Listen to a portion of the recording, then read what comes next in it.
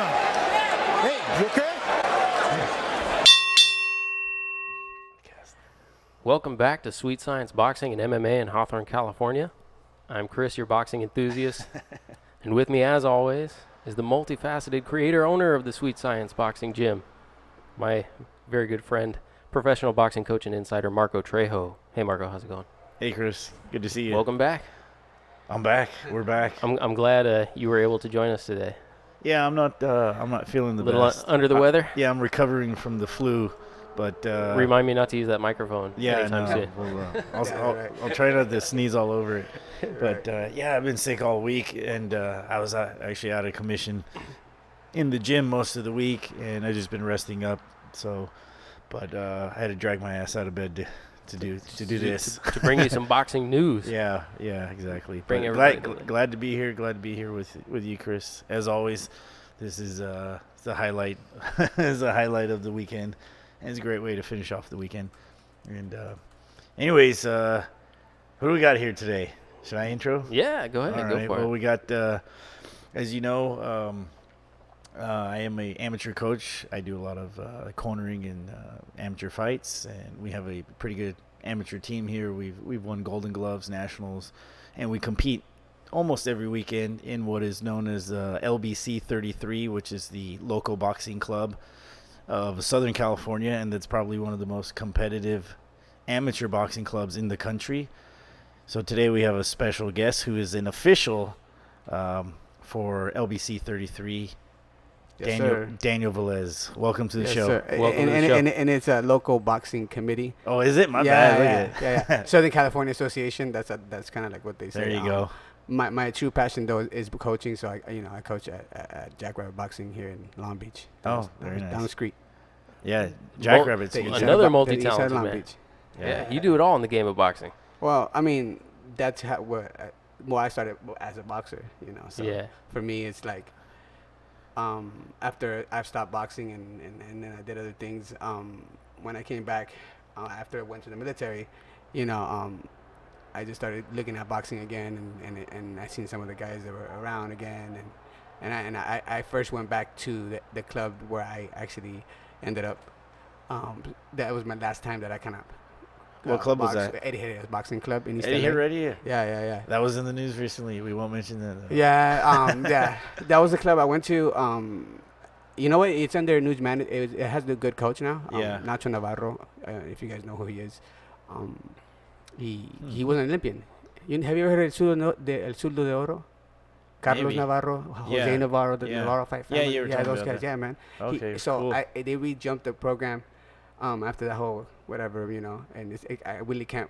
None of us can really mention any on Yeah, that, they went through some changes recently, but Yeah, they have a new management. And you know what? That coach is good there. He's done a lot of great things, and I recently went there, and it looks very Nice. The structure now is a little different. Yeah. So as an official in the LBC, you're I guess you can be a referee, you can be a judge, timekeeper. What kind of duties encompass your officiating position? Well, to be an official, any coach can be an official. So I started off as a coach first, and then I got into officiating. Kind of like you see the needs of LBC 33. You see that there's certain things that need to be done, and not many officials come around, and it's so.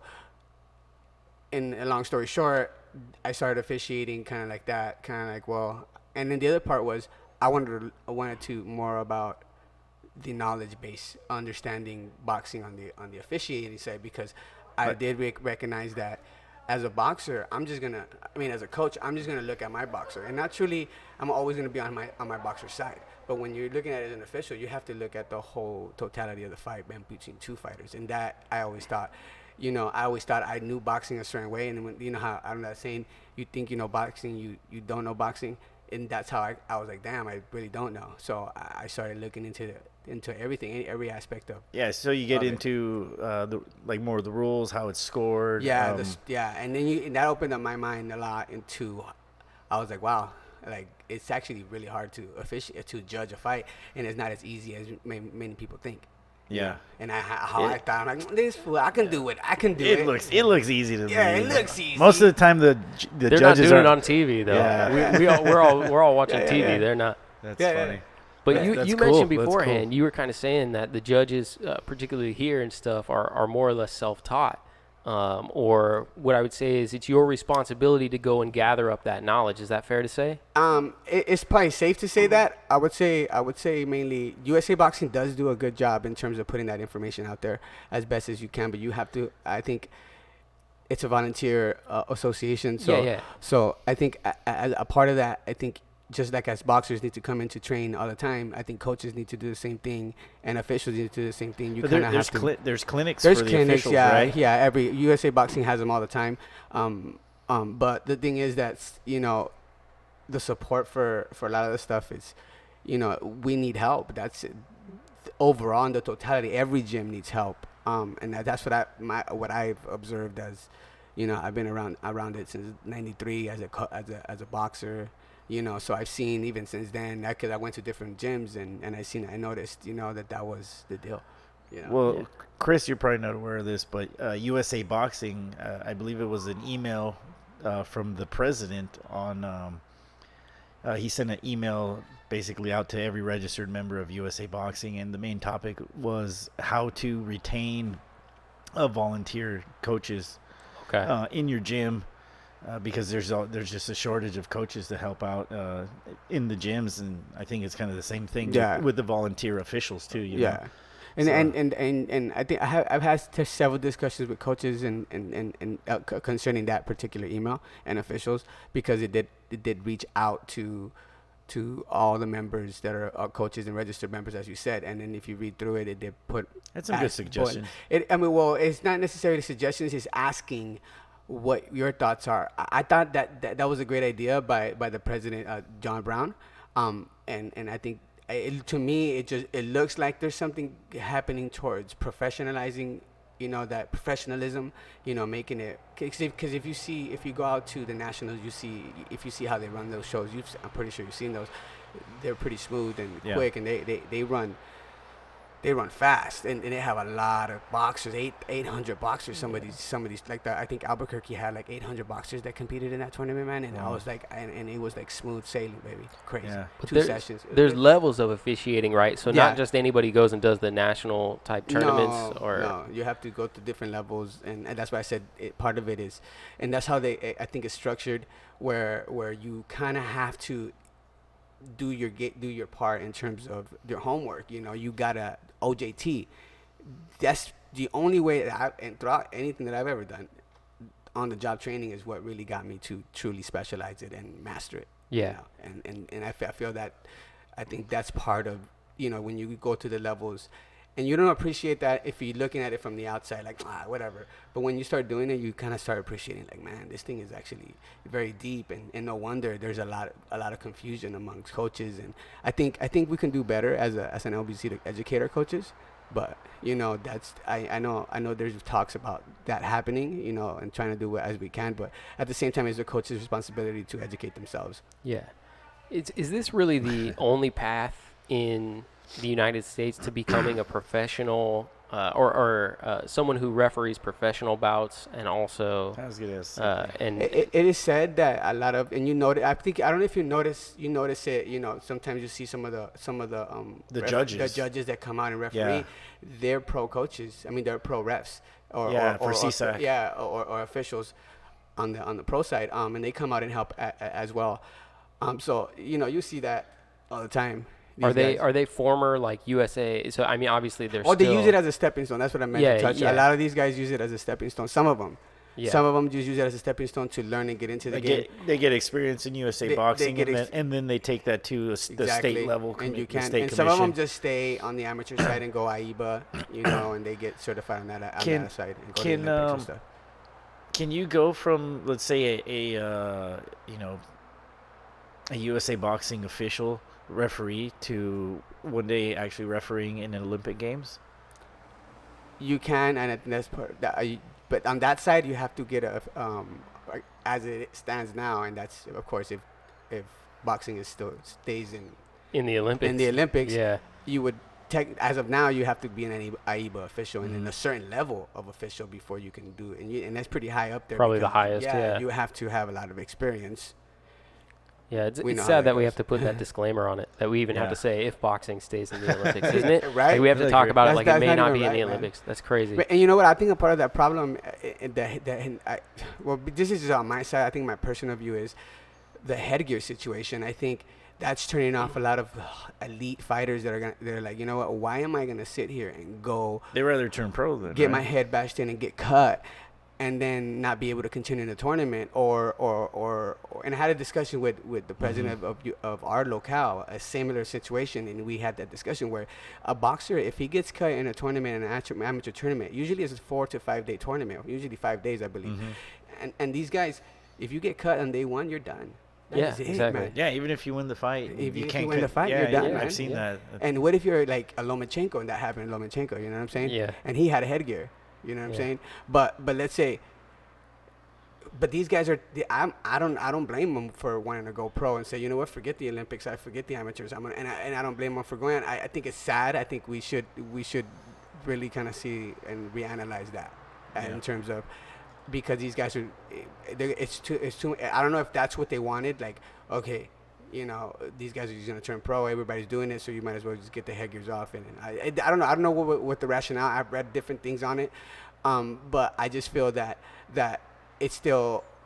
I think we need to rethink that again. Yeah, absolutely. Did you see HBO do the special on Cuban amateur system, particularly as it pertains to women? No. So- when did that come out? So this was just 2 months ago, maybe, or something I like see. that. Catch It was up. part of the fight game with Jim Okay. Lampley. But Cuba does not allow women to compete in Hmm. the Olympics. So even though that they can train, wow. and I in didn't know that that. Cuban amateur system, they do not allow women to compete in the Olympics. Well, what's the reason behind that?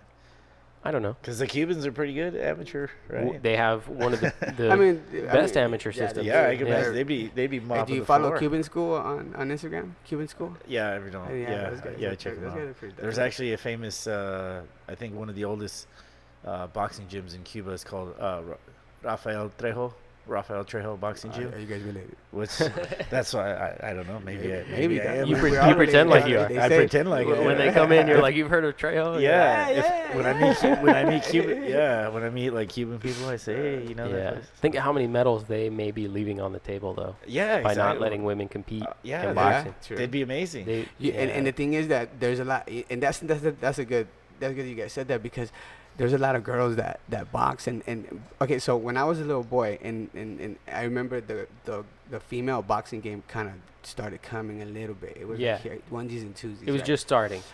and the level of fighting wasn't up to par in a sense compared to the guys, right? Because it was new. Yeah. Dude, you see these girls now?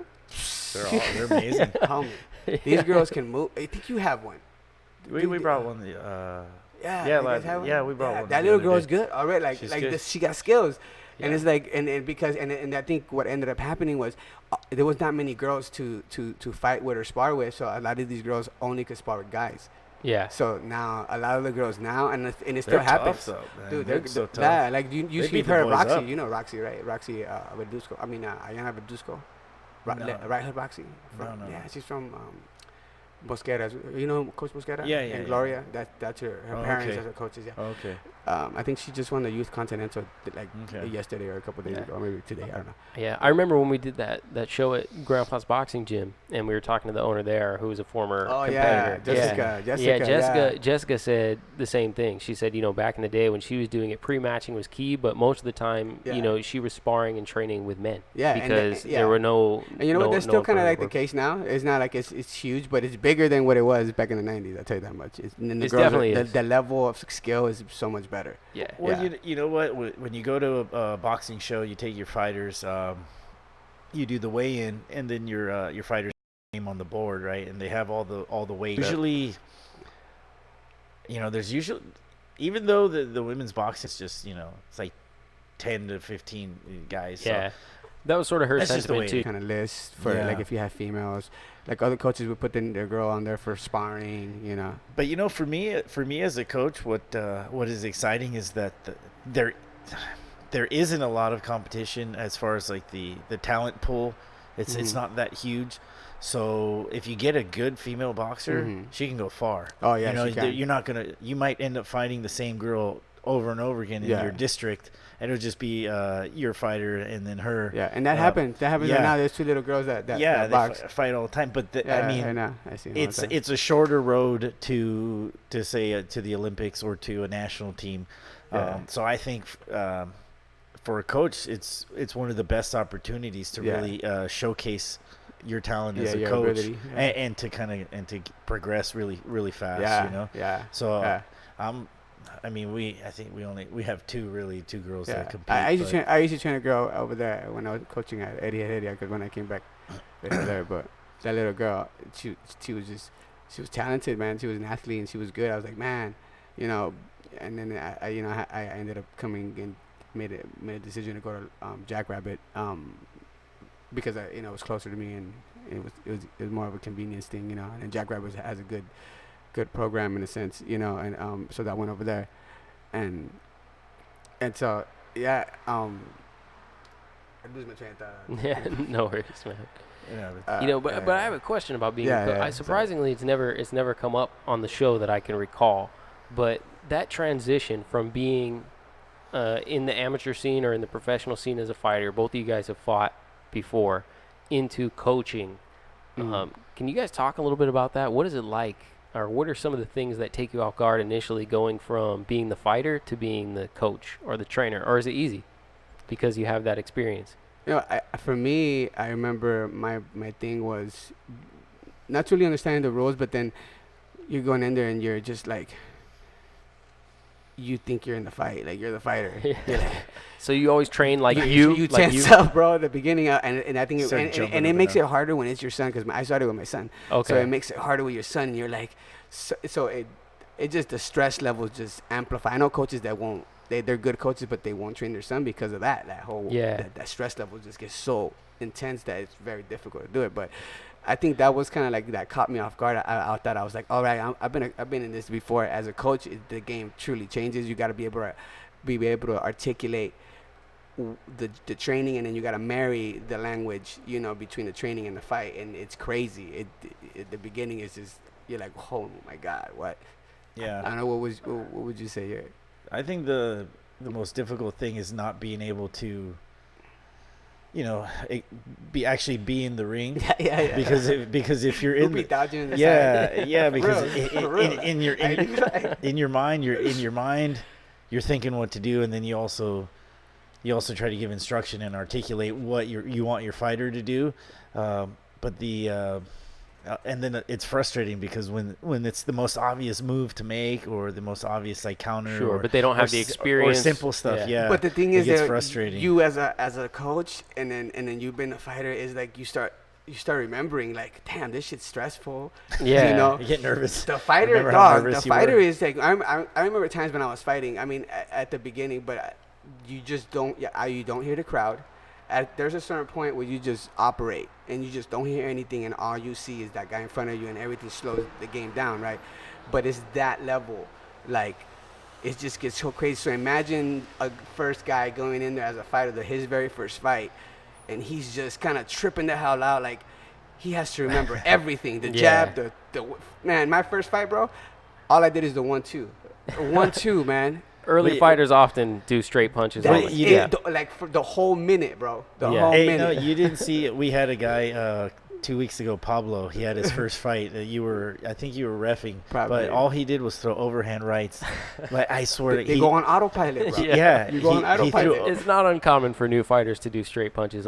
He threw an overhand right, and I kept telling him, left hook, go to the body, something else. That comes later. Yeah, and he just kept throwing the same big overhand right every time, like one after the other. It was. I think he kept catching them. It was loud too. Yeah, I mean, he was smacking them, but it was. It got to the point where it was somewhat like comical, you know, because here comes that big straight right over and over again. You can see it coming from by the way, bro. Yeah. But the other thing too is when the fight gets tough is like yourself, what you would do or what you think you would do when it gets tough, and then you you start getting that same feeling, but you can't do anything about it. You're Yeah, just sitting in bro. your chair and you're like, oh, you know. Yeah, and it's frustrating. I mean, That's and the it's hardest sad part. too, because you're like, damn, I know, you know they're tired, bro, and that's part of like the training though. You kind of have to want to take that in the training. I tell my fighters, you know, I need you to be tired here. Like, Yeah. I don't want you to be tired in the fight. Yeah. You know, and that's that, and that is a sweet science to keeping a fighter, you know, So conditioned and fit. Let me ask you this, so here's one of the things that I've always been interested in, because you guys as fighters will have been trained a certain way pretty much your entire fighting career, which is to say, I'll give you an example. I'm a short man. I was never trained to fight as a tall man. Yeah. And right, that makes sense, Yeah, because yeah. I would never walk into a gym and have a guy tell me, "Hey, we're going to train you like you're a tall fighter." I'm trained to fight as a short man. Stay on the outside. Yeah. Yeah, see, Yeah. off the bat, I was Exactly, waiting, right? Yeah. So, but as a coach, if I were to go and coach someone else, I don't have the option just to say, you know, I'm going to train you as a short man, because that's how you have to train them to their strengths, right? So how do you go into training someone to their strengths and get away from, this is what I learned, because it's different for you than it is for me? Yeah, for you. and I've learned. I mean, I don't know if you want to go, but I've learned in boxing, it's like, you know, there's different styles, and Exactly. And as a coach, I remember as a fighter, I had to adjust in the fight, kind of like, and you hear Mayweather talk about that, you know, you can see him do it. And You can watch him You for can watch sure. all of that, but you know,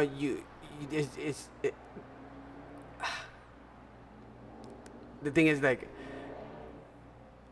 Like, what do you think? Are you able to train someone in a different style than you learn? You have to. You kind of have to. You How do kind of you- have to. It's kind of like an MMA, right? An MMA fighter has to learn every aspect of MMA. Sure. Right? So in boxing, you have to kind of coach a fighter how to be able to fight. Yeah, because one Different style aspect. will only take Yeah. you so far, Yeah. and then what do they say? It's Styles not necessarily make fights. It's not necessarily change the style. It's adjusting and letting them understand Yeah. what style every style looks like, and I think that comes in the experience and in competing Yeah. and stuff. Well, I have found that over the years, I do my best work with fighters from like 160 pounds under.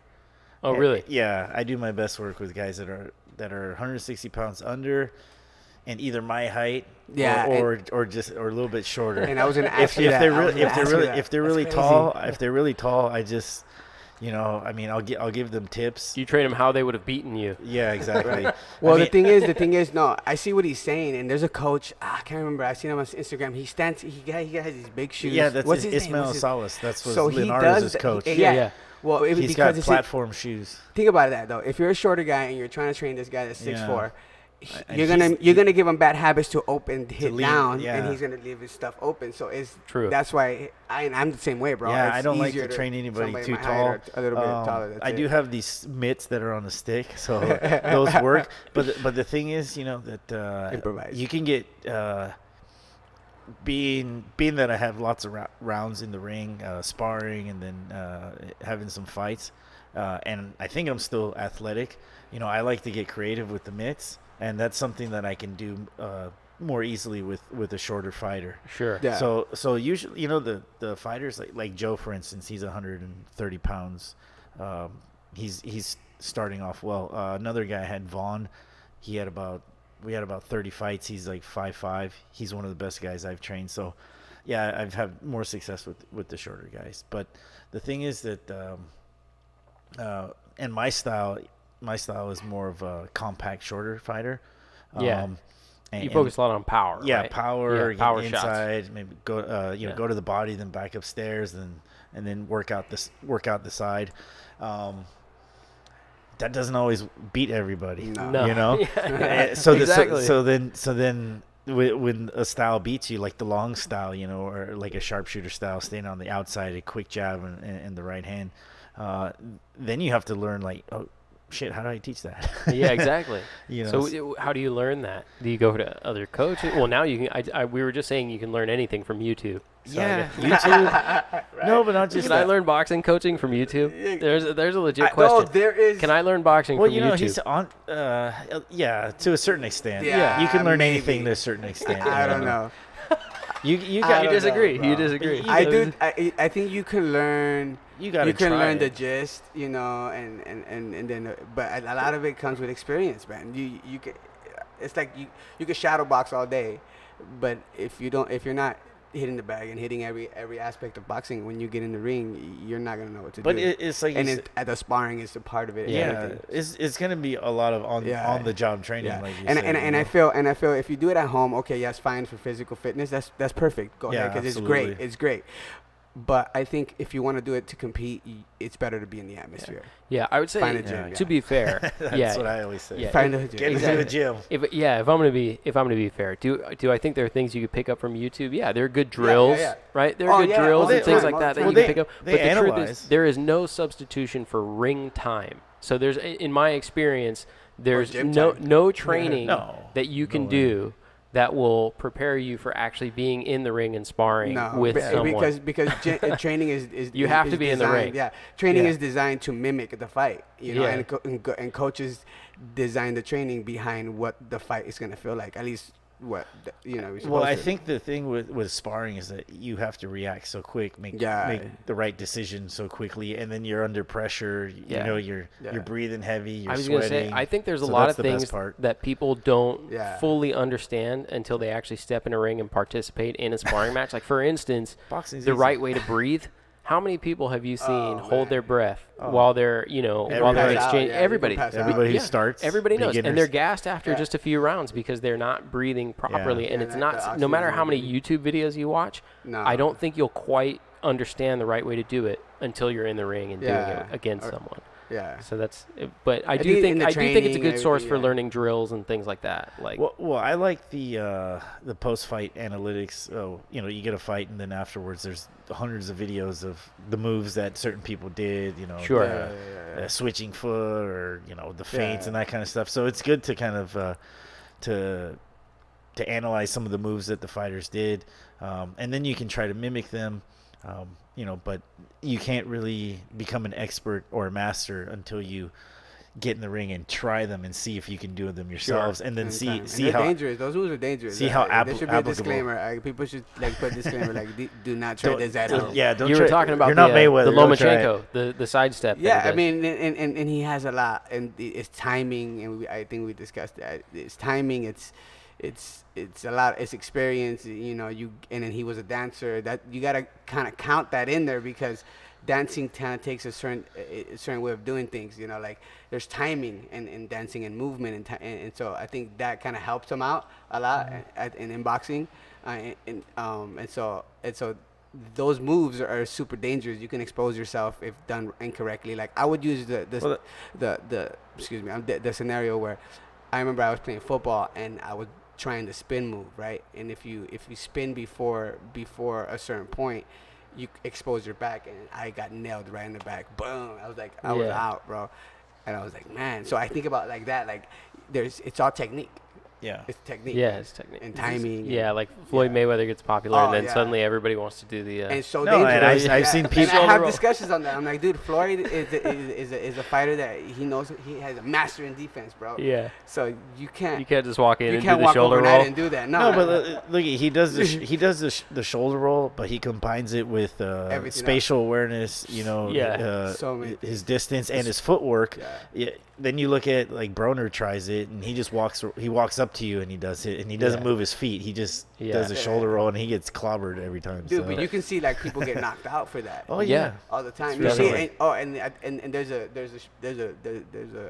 post I put, and you can see the kid trying to switch foot, and he gets caught, and that's it. It's over. Well, the thing about Lomachenko and his footwork and being a dancer, and then that stuff being risky. Him getting dropped by Linares, kind of, what's that? Is a point to that fact. You know, what's interesting about that though?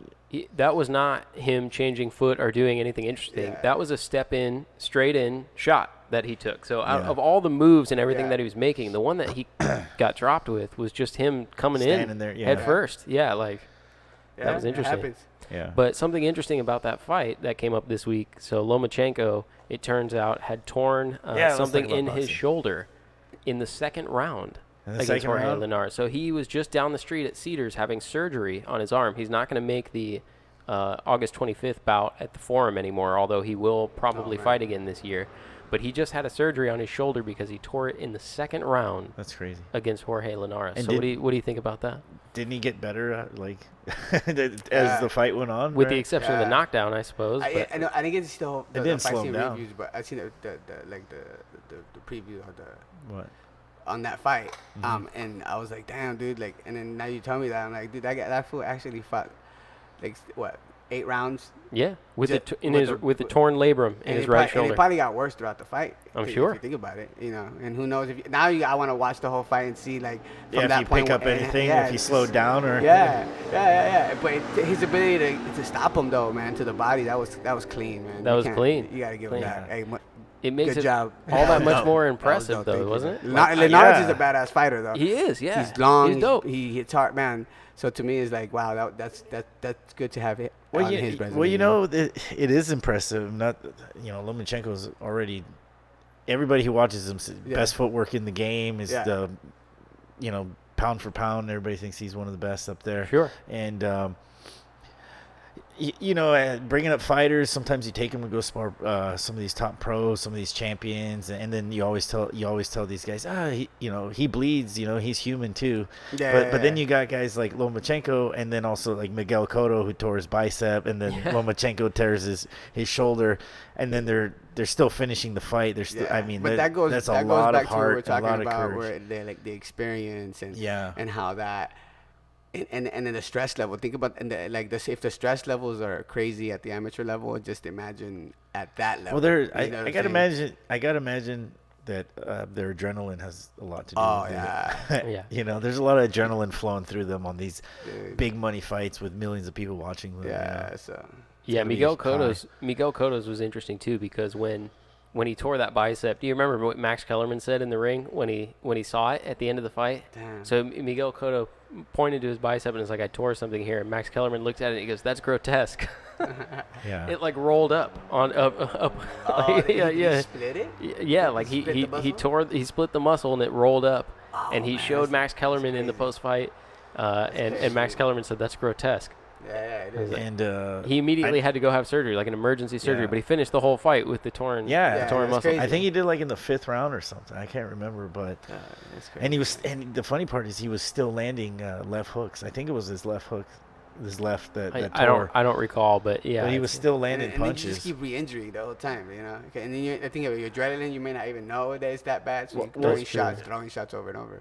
Well, I hate to bring it up, but I tore my bicep sparring.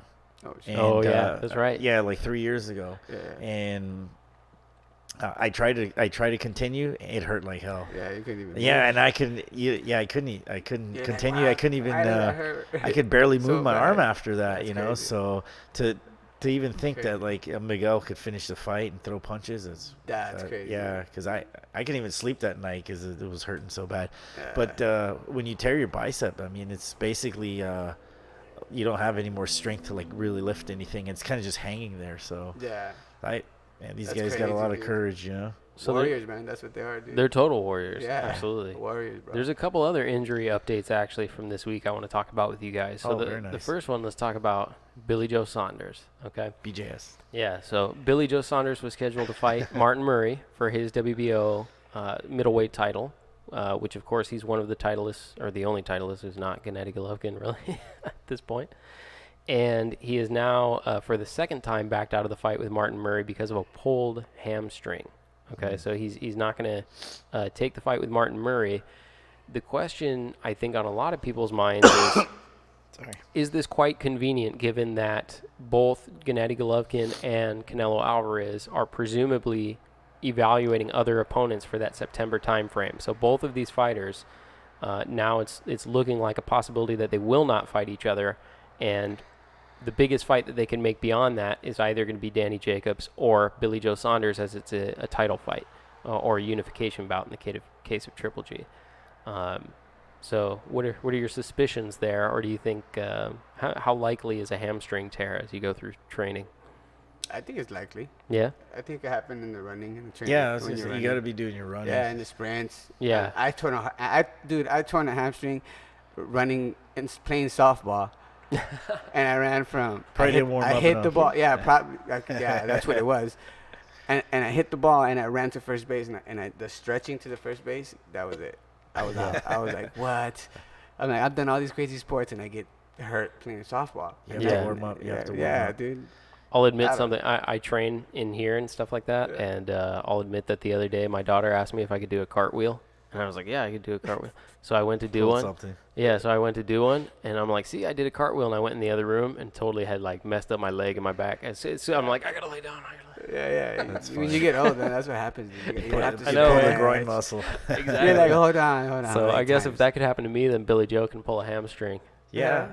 It's likely. Yeah, Yeah. Well, I mean, it is convenient though. yeah, training takes its toll, but it's convenient. However, if it's factual, then if it's real, factual and it you can't do happened, anything about it. It's That- unfortunate. Yeah. well, the risk value, to fight, Martin Murray, is not worth it. Where he's probably thinking, well, if I'm gonna go injured, I'd rather go for some more money, go all the marbles against the Triple G, and just, maybe he's thinking I'll just wait till it heals up, and if it is suspect, then I mean, whatever. But it's probably worth it just to wait for Triple G. I also think he just runs circles around Martin Murray. Yeah. I don't think Martin Murray could really do too much. Yeah, I can see that. Yeah. I can see that for sure. Yeah, but I think that the reason that people are skeptical is just because of the fact that it's a hamstring, so it's something that he can recover from, relatively quickly. Yeah. And still take a fight in the September time frame, whilst not fighting Martin Murray or When blocking was that? from When was Martin Murray scheduled? You know what? Let me look, because it had already been rescheduled once because of an injury. So Billy Joe had actually pulled out of that fight one time due to an injury, and it was rescheduled. And after that, it's now being delayed again. So, or I shouldn't say delayed, because in all likelihood, it's probably going to be canceled at this point. I'd like to see Billy Joe Saunders Triple G, just for the fact that I'd like to see how Triple G's legs work, working overtime trying to catch him. Yeah. And then see how that goes for him. I think Triple G will catch him, because Triple G does the way he changes, like he shifts. Yeah. So if somebody's Where running he at cuts him, off the ring. Yeah, he cuts off the ring. He can catch him doing that. It was scheduled for June 23rd. Ooh. So, you could it's kind of too tight to go fight again in September. That's It's not enough time, because September is like right around the corner. Yeah, if so you it's think not about it. not enough time to fight in September for Yeah. sure. So I think by skipping June 23rd, he has a potential bout in September with either Canelo or Triple G. And this is still Billy Joe. Yeah. Yeah, I'm not sure how So- long it takes to recover from a hamstring, but it takes a while, bro. Yeah, it could. Takes I a mean, while. at least a month. At least a month, took and me a then you while, got to bro. start stretching it and all that kind Yeah, of stuff. and then going back. Yeah, man. So on the opposite end of the spectrum, George Groves, who was possibly out of contention for the Super Tournament, and they were talking about replacing him with Chris Eubank because of the shoulder injury. He's actually back in training, and they are going to reschedule George Groves versus Caleb Smith for the final at 175, probably for the August or September time frame. So he'll be able to compete in the final of the tournament. So good news there. Well, that's good news. Unfortunately, I don't get to watch too much of the I know. the European guys. Yeah. I've been British guys. I would say something, only I feel 'Cause like they're for good, the, though. for the past 5 shows I've gotten on about Sky Sport. I've gotten on Sky Sport, and you know what's unfortunate about it is I actually think they put on good shows, Yeah. right? it's So crazy. I do think that the shows that they're putting on are good shows. I just don't like not being able to watch them on TV. Well, for example, even though he has gotten plenty of TV time in the United States, I like to say the style of like Carl Frosch, right? I Yeah. mean, I like this. He's pretty exciting to watch. I mean, he always has He's an exciting dude. action-packed fights. He had a couple good ones with George Groves. Yeah, even. and I'm thinking, if he got more exposure over here, they'd have a lot more fans. And as far as fans go, we're definitely missing out, because like Eubanks is a pretty vicious character in the ring too, and he comes from what do you call Lineage. it? Yeah, He's got that lineage. boxing Yeah, lineage. exactly. His dad was a world Chris champion. Eubanks Sr. Yeah, so I mean, it's unfortunate that we don't get the full, I guess, the full coverage, the full scope of these fighters. from England, but download the app, I guess, right, or whatever. I don't think there is an app you can download. I think there may be. I'll search it. There's a Sky Sport app, but actually, I think it it was like a Andrew. scam? one of either Punches and Bunches or Andrew. One of you recommended doing a VPN to like Russia or something like that in order to do it. So I know that there's a way to do it. I just have to like tried YouTube before it or watching- something. watching We'll something. figure it out. We'll figure it out. Yeah, we'll figure out how to do it. As soon as I figure it out, we could post it in the Right. comments or something like that. Yeah, because I hate missing out, especially when there's a show. There's a big fight here and there's a big fight over there. And I just hate missing out on, because we want to watch all the boxing. Yeah, to be well, honest. next week there's quite a few fights next week. Yeah. Actually, some of which won't be televised here. I think like Tyson Fury's comeback won't be televised here. Oh, Next week is Crawford and Horn on ESPN Plus. Jermell Charlo and Austin Trout on Ooh. Showtime. That's at Staples, which co-mained with Mares and Santa Cruz too. So that's all on Saturday. Are you going to that? Terry Flanagan, Maurice Hooker for the WBO, the vacant WBO title. So there's a ton of boxing next weekend. Yeah.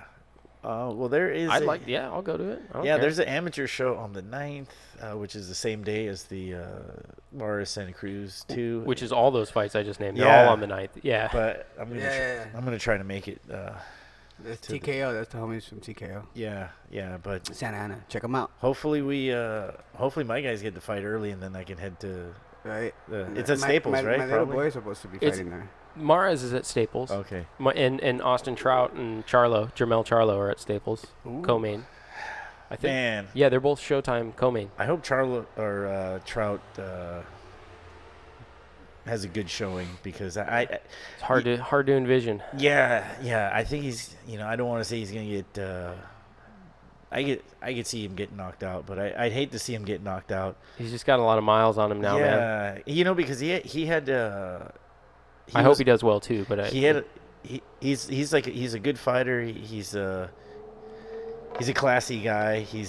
But he's had some he was tough a good breaks. champion. Yeah. Had a couple bad decisions, but Yeah. I gotta He's fought- say, just especially after that last fight, with Jared Hurd. Yeah, but That sort of war that's of what's crazy. attrition. He loses, and then he's getting a title shot, right? So, so to speak. Or It's not. it's not a title shot. No, It's not for a title. no. There's I gotta don't- be is some it, belt. Is it a 154 belt? He's like, there's got to be something. There's It's- some belt there. It's Somebody at brought a one, belt. you're right. Like It's the at Cinco de 154. Mayo It's belt. at 154. Yeah, that I'm was a sorry, dope I was belt, though. confusing the two Charlos. So yeah, No, I always confused the Charlo brothers. But yeah, Jermell, yeah, it's for a belt.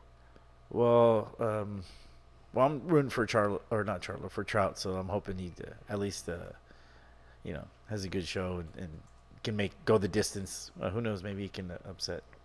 Man. But Maybe. definitely. He's I mean, he the can. underdog. I just think the Anything last few happen. fights, he's shown his age a little bit, especially that last one where he took a lot of punishment over that series of rounds. So even though he stayed in the fight a long time, he was actually getting beat for a good portion of that fight. Yeah, and you gotta that takes its toll. It takes a you know. toll. Yeah, I and agree. Then, and then recovering from that, and then trying to jump into another fight after that. Yeah. And it wasn't that long ago, right? Like, it doesn't feel like it was that long ago. So the last fight. So, but yeah, it's for the WBC welterweight belt. Oh, very Yeah, nice. pulled it up. So, but that's where we're at from an injury status. So George Groves is back in. Billy Joe Saunders is out. Yeah, and Marco tore his bicep. Yeah. At one point. Man, hey, you know what's crazy? It was 3 years ago, and so when they operated on it, they cut a lot of nerves, Yeah, and it's still it's still numb to the touch. That That's sounds right. crazy. Yeah. Hey, And- so did it ever go back the same way? That was the question. Like, where it was No, the before? doctor said don't tear it again because we can't fix it after that. Oh, and then it was a pretty bad tear. It was a pretty massive tear. So he So said does it probably hurt you when you mitt? Because I know it hurt. I get you get. No, Oh, that's a waiting. good point. Not when I do mitts, but if I don't do weights often with it, yeah. it starts like to shrink. It gets weak really fast. Oh, okay. And then if I flex it, yeah. if I'm trying to like be like Arnold and Do it. flex or whatever, it gets really tight Yeah. and it hurts like hell. It'll spasm. and it's Damn. been 3 years, and so you That's really crazy. have. Yeah, and the thing that surprises me is that Wilder had a bicep tear against Areola, Yeah. and He had a it good didn't doctor. seem to affect him at all. Who was his doctor? Yeah, That's the question. But it's That guy's a badass. hell. I had to go to 3 different doctors before Yeah. I found one that said they'd operate on it, and then the one that said he'd operate, he said that's a pretty bad tear. You tore both sides of the bicep, plus there's you said it with Lomachenko. What did you say he tore? His labrum? Labrum. Well, I Yeah. guess there's a labrum on the bicep too. Oh, yeah, I didn't know. So I tore the labrum. Unless I tore that on the shoulder, but that's Maybe. what the doctor said. He said it was a labrum tear, and then that's it took about 3 to 4 months like recovery before I could really start using it, and that's one of the reasons I don't spar anymore, because if I'll hit the bag hard, I can feel the bicep like pulling. And the thing is with the bicep tear, the ligament pulls right off the bone. Oh, So then man. Sounds gnarly. so then when they put it back, when they feel great. when they put it back, they drill holes through the bone, and then like kind of Sew it? thread the ligament back through there. They sell that shit. Yeah, but that makes the ligament shorter. So it's it's even tighter. Yeah. So That's crazy, dude. so it's scary. Science. I mean that the boxer they would keep punching because I hit the bag and I think I'm gonna tear it again. So And it takes a long time. I mean, I think from my hamstring tear, it took me like I would say like the same amount of time, like 4 months if I can use it. Yeah. And I was always active during that time, so it was like, man, I couldn't do nothing. I would try any little thing. I'm like, man, I can't do nothing. yeah, so I give Billy Joe a pass. Yeah. Do it. If it was real. No. Yeah. I'm not a conspiracy theorist. I'll believe Right. that he tore his hamstring. But Yeah. So you mentioned catching mitts. Have you guys ever caught mitts for a heavyweight? Not really I haven't never really for a heavyweight. I've gone somebody maybe like 180. 180, Yeah. something like that. You can feel it. I You can can feel it say- if you don't warm up correctly. You feel it on your joints. You Even- can feel even it with the in your little guys. shoulders and everything. In your everywhere. Your elbow, your Dude, you get tennis elbow everywhere. Yeah, big you time. do. Really? man, I was from gonna, like, holding yeah, mitts. because I was- it's going against you. Yeah. I can't Going against- imagine holding mitts for like Deontay Wilder or something like that. I funny Like, talk. what do you though. think that'll do? I to see you? the YouTube video.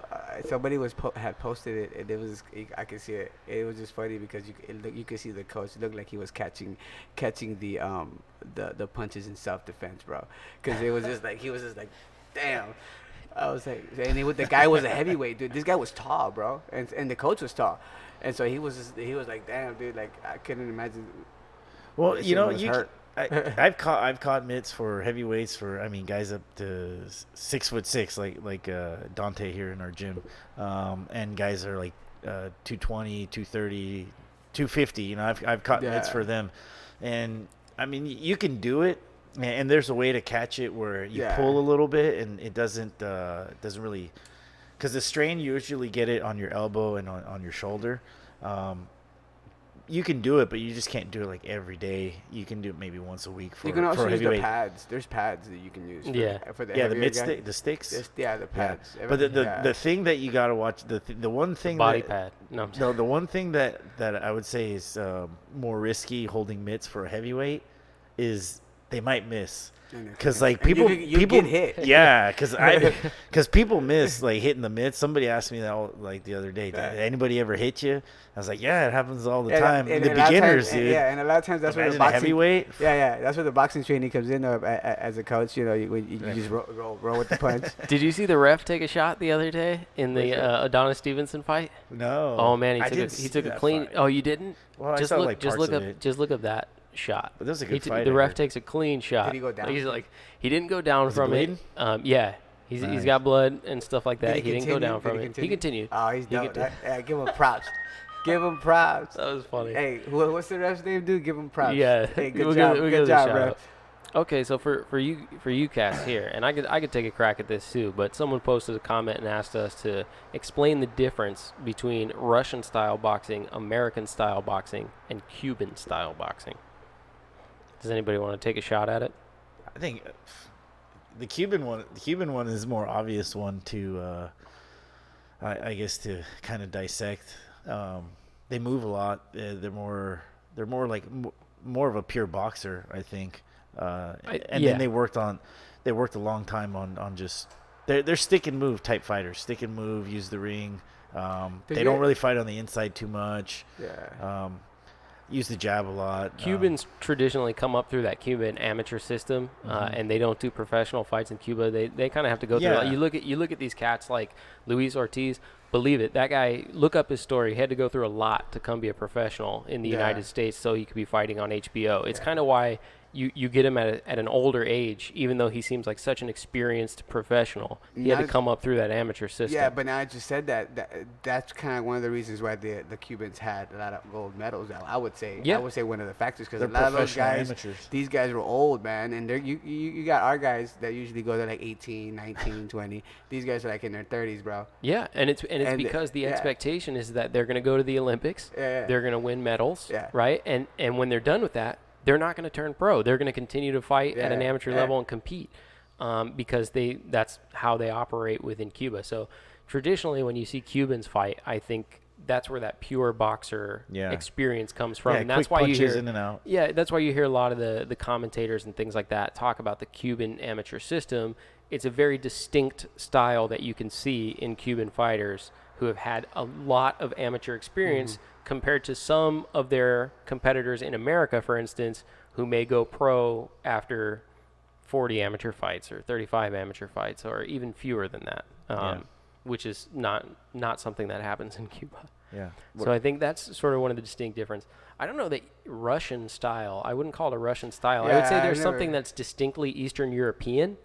So it's not necessarily I think Russian. Maybe like the like, way that they fight is they're just tough as nails. I would say they're just tough fighters, because I haven't really seen I personally haven't seen the international guys, but they look solid. Like the guys in England, they look badass. Yeah, I mean, there are some things that Marco and I have discussed before that are distinctly Eastern European, which is to say hooks. that the hooks are a big difference. Oh, yeah. the Euro step, is that part of that, right? Well, no, the Euro no. hook? So something that you'll observe is people who are from Kazakhstan, people who are from Ukraine, people who are from so a lot of different areas, Eastern European areas. Americans tend to throw hooks we're taught to throw hooks like this, right, with our hand. Eastern Europeans throw hooks like this, right? So when you watch Kovalev throw a hook on a bag, if he's just warming up, throwing a hook on a bag, and in case we do the audio later, let me try and explain what I just showed on the camera. I didn't even think about that. So we throw hooks with our thumb pointed up. Americans throw hooks with our thumb. I call it up. holding the beer. Holding the beer? Yeah. Okay, yeah. If you're holding the beer mug, right? Beer a distinctly sort of Eastern European way to throw a hook is with your thumb pointed in more. What's that? That's pouring out the beer. Stabbing. You're That's dumping. A shank. Why don't we just call it dumping the beer? You're dumping the beer. You're holding the beer, dumping the beer. Got it. Yeah. So dumping the beer. So that's sort of, there are Barney distinct style. differences that I see from Eastern European fighters, but I wouldn't say that the difference between Eastern European and American is as drastic as the difference between an American and a Cuban, someone who came up through the Cuban amateur system. There's a very clear difference between those two styles of fighting. Whereas Between Russian and Cuban? No, between American and people who came up through the Cuban amateur system. The difference between an Eastern European style fighter and American style fighter is less apparent, with the exception of a few sort of traits, I think, like that. Yeah, I think so. Well, as far as like with the Europeans and that hook, what I see, they throw longer hooks from what I see. I mean, I could be wrong, but the way that hook works, with the thumb kind of pointed sideways, is you can stretch it out a little bit longer. I've always been curious about the sort of differences in terms of power, speed, and things like that. I think I when I was bought, I used to use the beer up. Beer mug. Came up, the beer mug hold. That's gonna catch on. And then I turned. Yeah, it's gonna be a thing.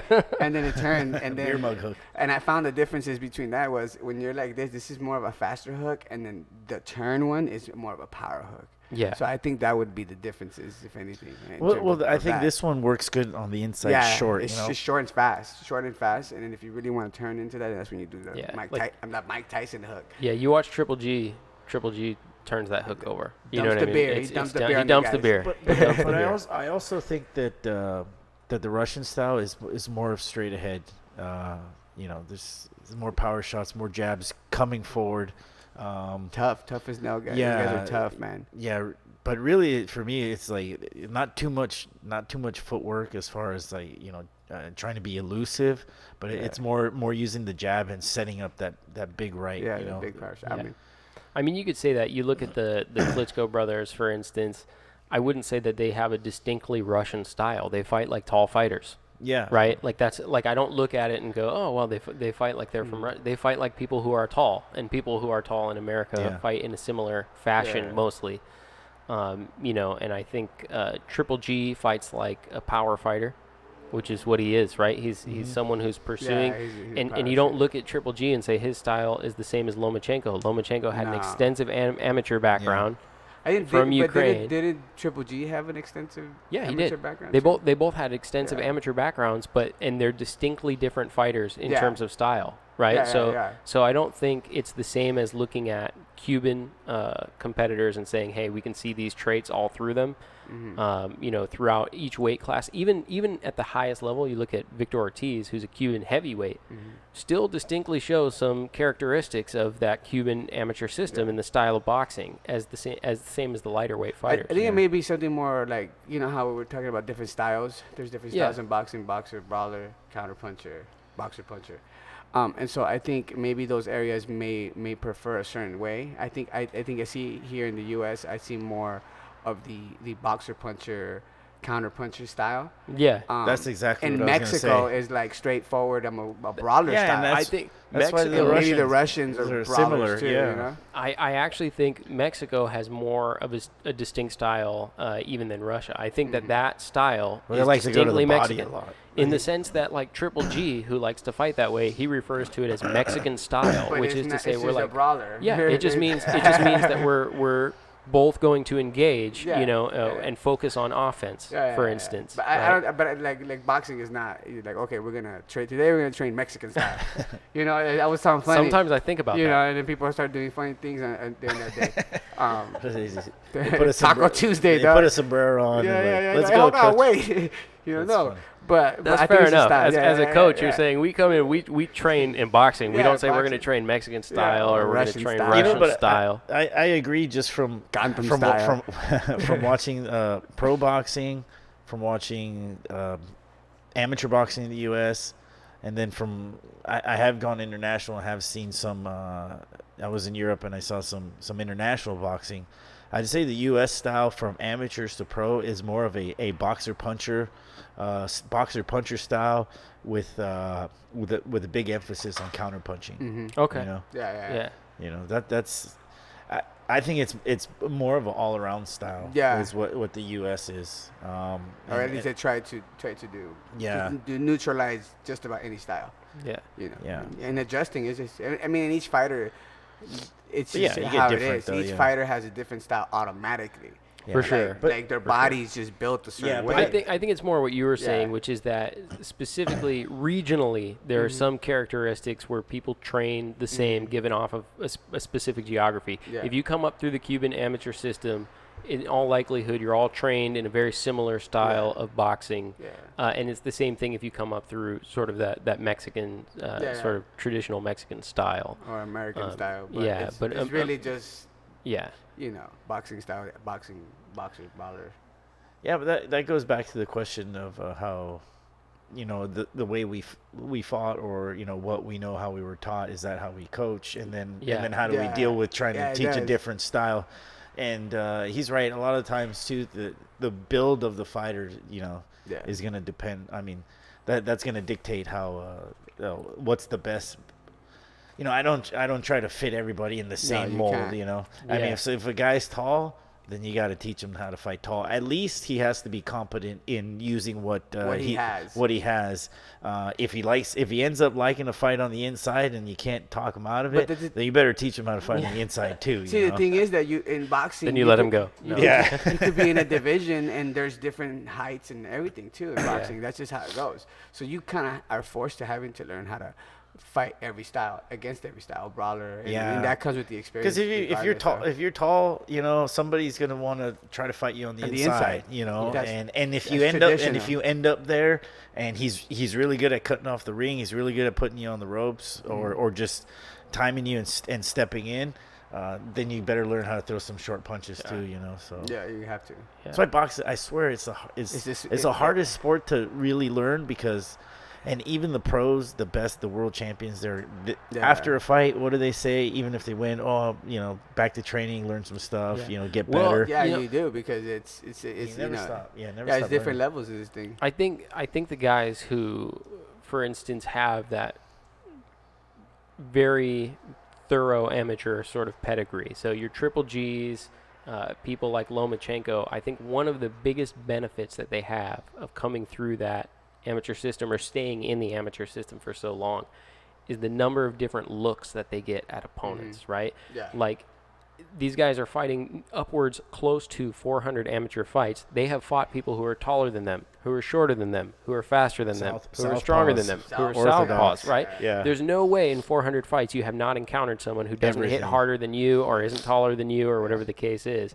And so I think that's probably one of the number one ways that they benefit from that. I think the other part of the amateur boxing that should be appreciated is like when you go to these tournaments or international, like even at the little guys, right? These guys, there's like the silver gloves. That's a 4-month tournament, and you're fighting at the district level, at the state level, at the regional level, and then finally the national 4 months later, And so that should be appreciated, and then that also continues to happen throughout the system of the amateur system. So I think that's part of you get that experience of all kinds of styles, and then the stress levels too, because you're going to go to tournaments that are truly hyped up, or fights that the crowd can coax you into doing something you're not normally accustomed to doing. So do you think for one of these fighters to be one of the great ones, to be somebody like Lomachenko, they have to start their amateur career at, say, 10 years old, 11 years old, even younger than that?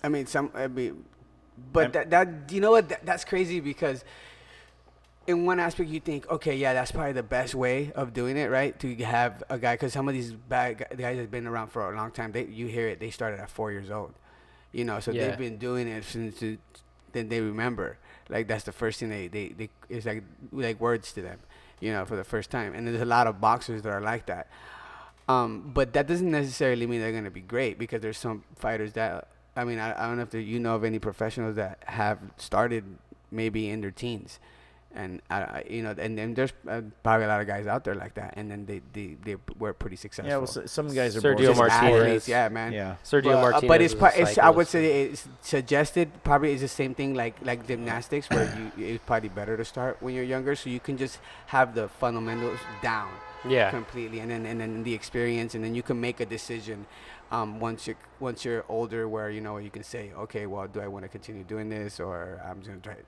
Well, like the kid we interviewed at Grandpa's, Ashton. Ashton Silva. Superman. Yeah, exactly. Yeah, ranked number 1. He goes to he trains Jackrabbit. at Jackrabbit. That How old is he now? 14? He's 14 now. He's coached by his dad. Yeah, Ivan Silva. He's the owner. How old was club. he when he started?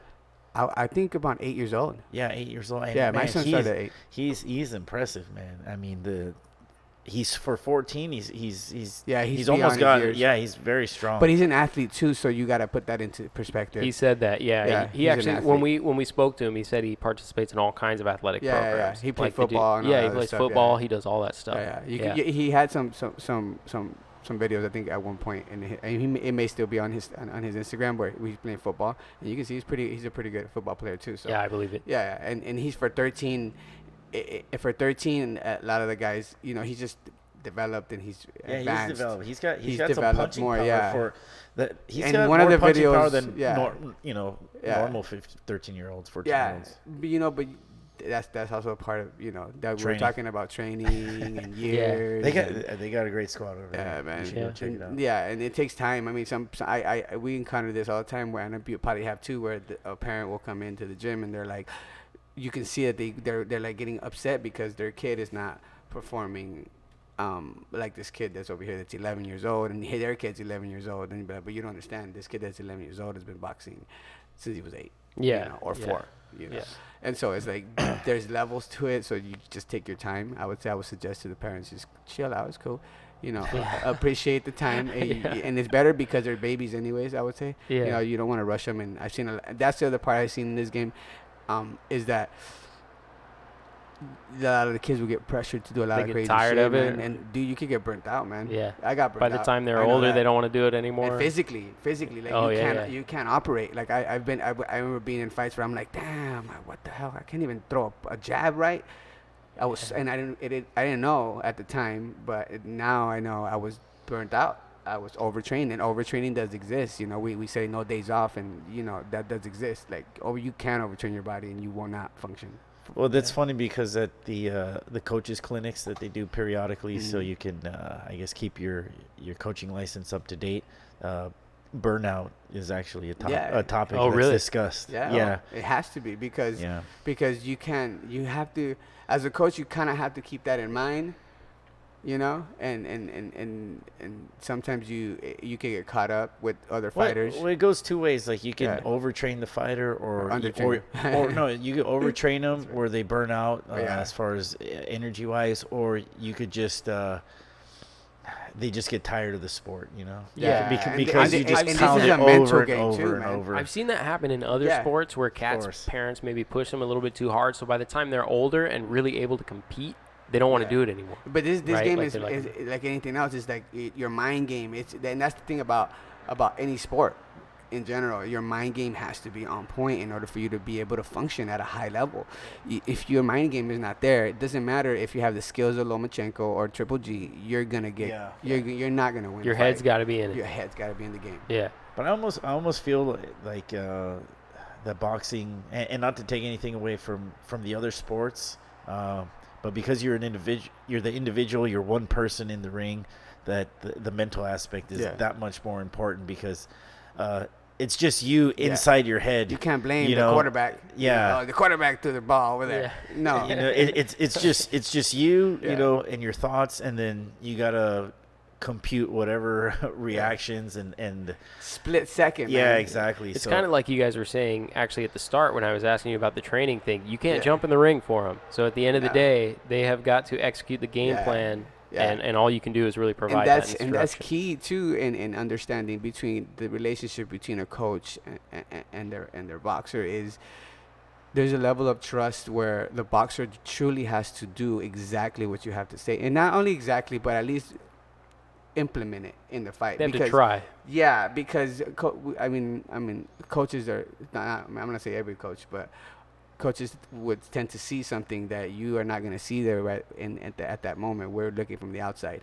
You're all hyped up inside the fight, and the coach is like, and then that's what we're talking about. Experience as a coach is key too, because if you could be into the fight and you could not know what to say. You could get caught up in the moment. Like if your guy gets rocked. You gotta, but think about it. You gotta look him in the eyes, and he's looking at you. So imagine if your face is like, "Holy shit!" Yeah, that's true. Yeah, you can't be like, "Man, you're in trouble." His mental game could go off, bro. Yeah, that's crazy, and that's what I'm saying. A mental part is a part. The mental game is, I think, probably one of the most important things in sports. Yeah. And in anything, in business and anything, you gotta be focused. Yeah, but I also just to add to that, as a coach, when I started out. There's things that I would want to do or want my fighter to do. But just based on what the game plan was, and not so much going off what the other fighter was doing. But as time went on, and it literally has to be, dozens of fights, hundreds of fights, muscle memory. And then several years. And then after you've seen so many fights, then you see fighters, opponents doing the same thing over and over again. And then you could really strategize. Then you could really create a strategy for your fighter against the opponent. It really takes a lot of experience and just watching fights over and over again because Yeah, a lot of there's times. only so many moves there's only so many reactions that you're gonna get. Say when the guy gets pressed up against the ropes, or when the guy goes up against the corner, or when he's in this, when you throw a jab, or when you go like you throw a straight right, or you start with a lead hook. There's only so many reactions. Yeah, I mean, think about it. So you know. Yeah, and I think that's the beauty about boxing is you have these two hands. That is it, and then your hands only turn a certain way, and that's all you have. You know, Yeah.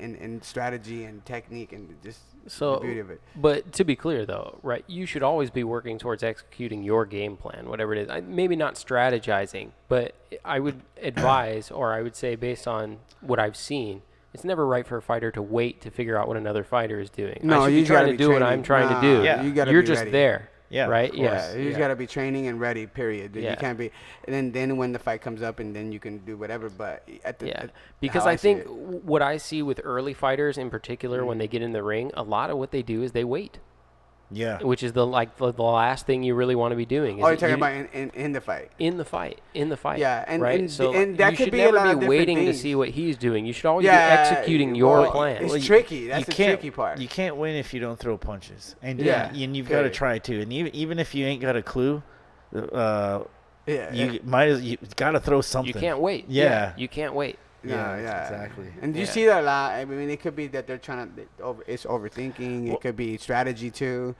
That Yeah. could be their strategy. Like, okay, I'm gonna let him throw until he's tired, and then I'm gonna throw my 1, Yeah. 2. Well, the other thing is in professional boxing, you've got usually multiple rounds Yeah. from 4 all the way up to 12, and then in amateurs you just got 3, and it's always 3. Up to 4 though, because the elite fighters fight 4. Really, they fight Yeah, 4? they fight 4. Oh, Four there you go. 3-minute rounds. Yeah.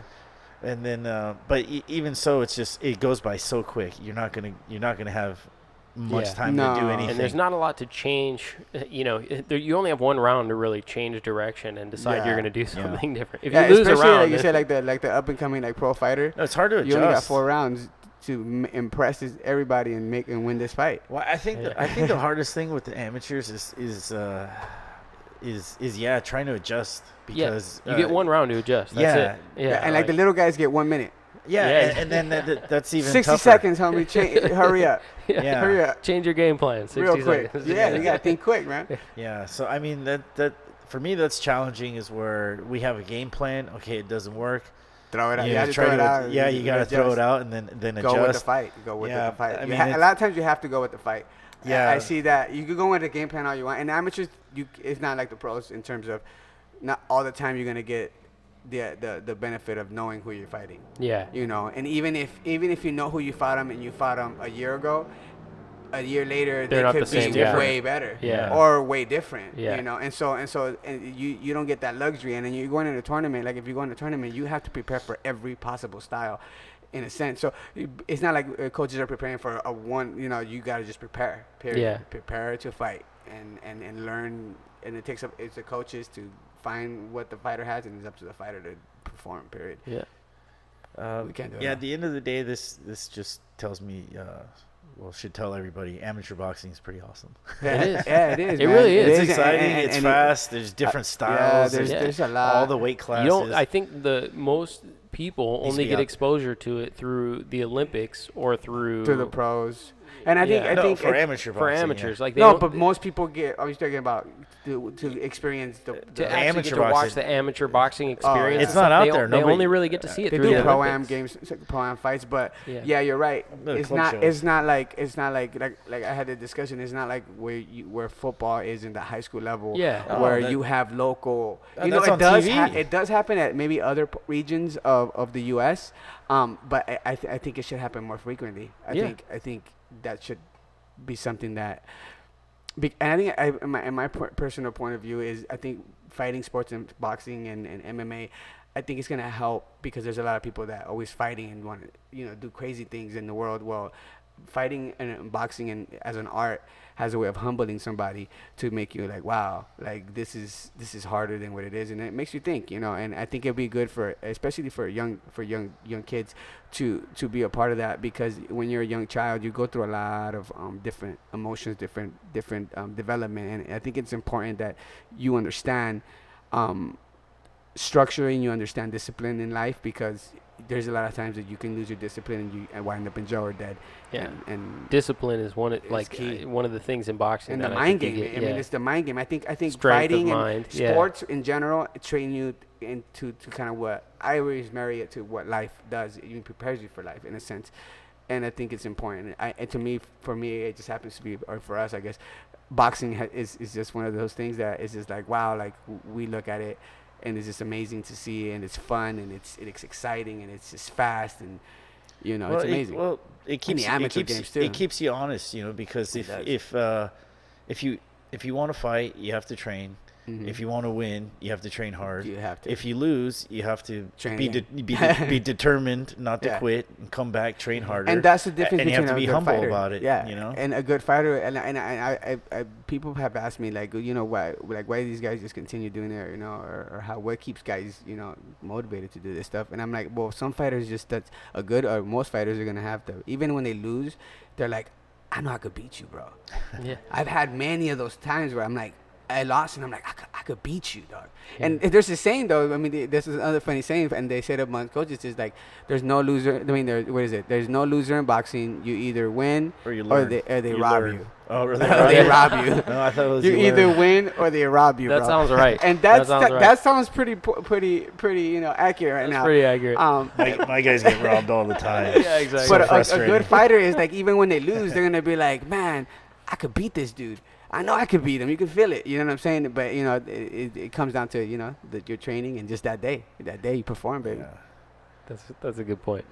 Yeah, well, also, that with the amateurs, there's so many close fights too, and in a really good fight, there's always a lot of punches being thrown, and they are difficult to score. Yeah. And to give credit to the judges, a lot of close fights are tough to score, and then the thing is, coaches and fighters always say, "Oh, we got robbed," but in those 3 rounds or There's those 3 3 judges. minutes, it's not. It's And I always would say close, if you're a it coach, could go either way. Yeah. and I would say if you're a coach, because I felt the same way. Like, man, you can fight, man, these guys robbed us. That's messed up. And I can do this. Well, then do it. To be honest with you, I would suggest you do it, even if to try it, because then you will appreciate what the officials do, in terms of, there's aspects of the game that you don't truly analyze when you're fighting. I mean, a guy outside.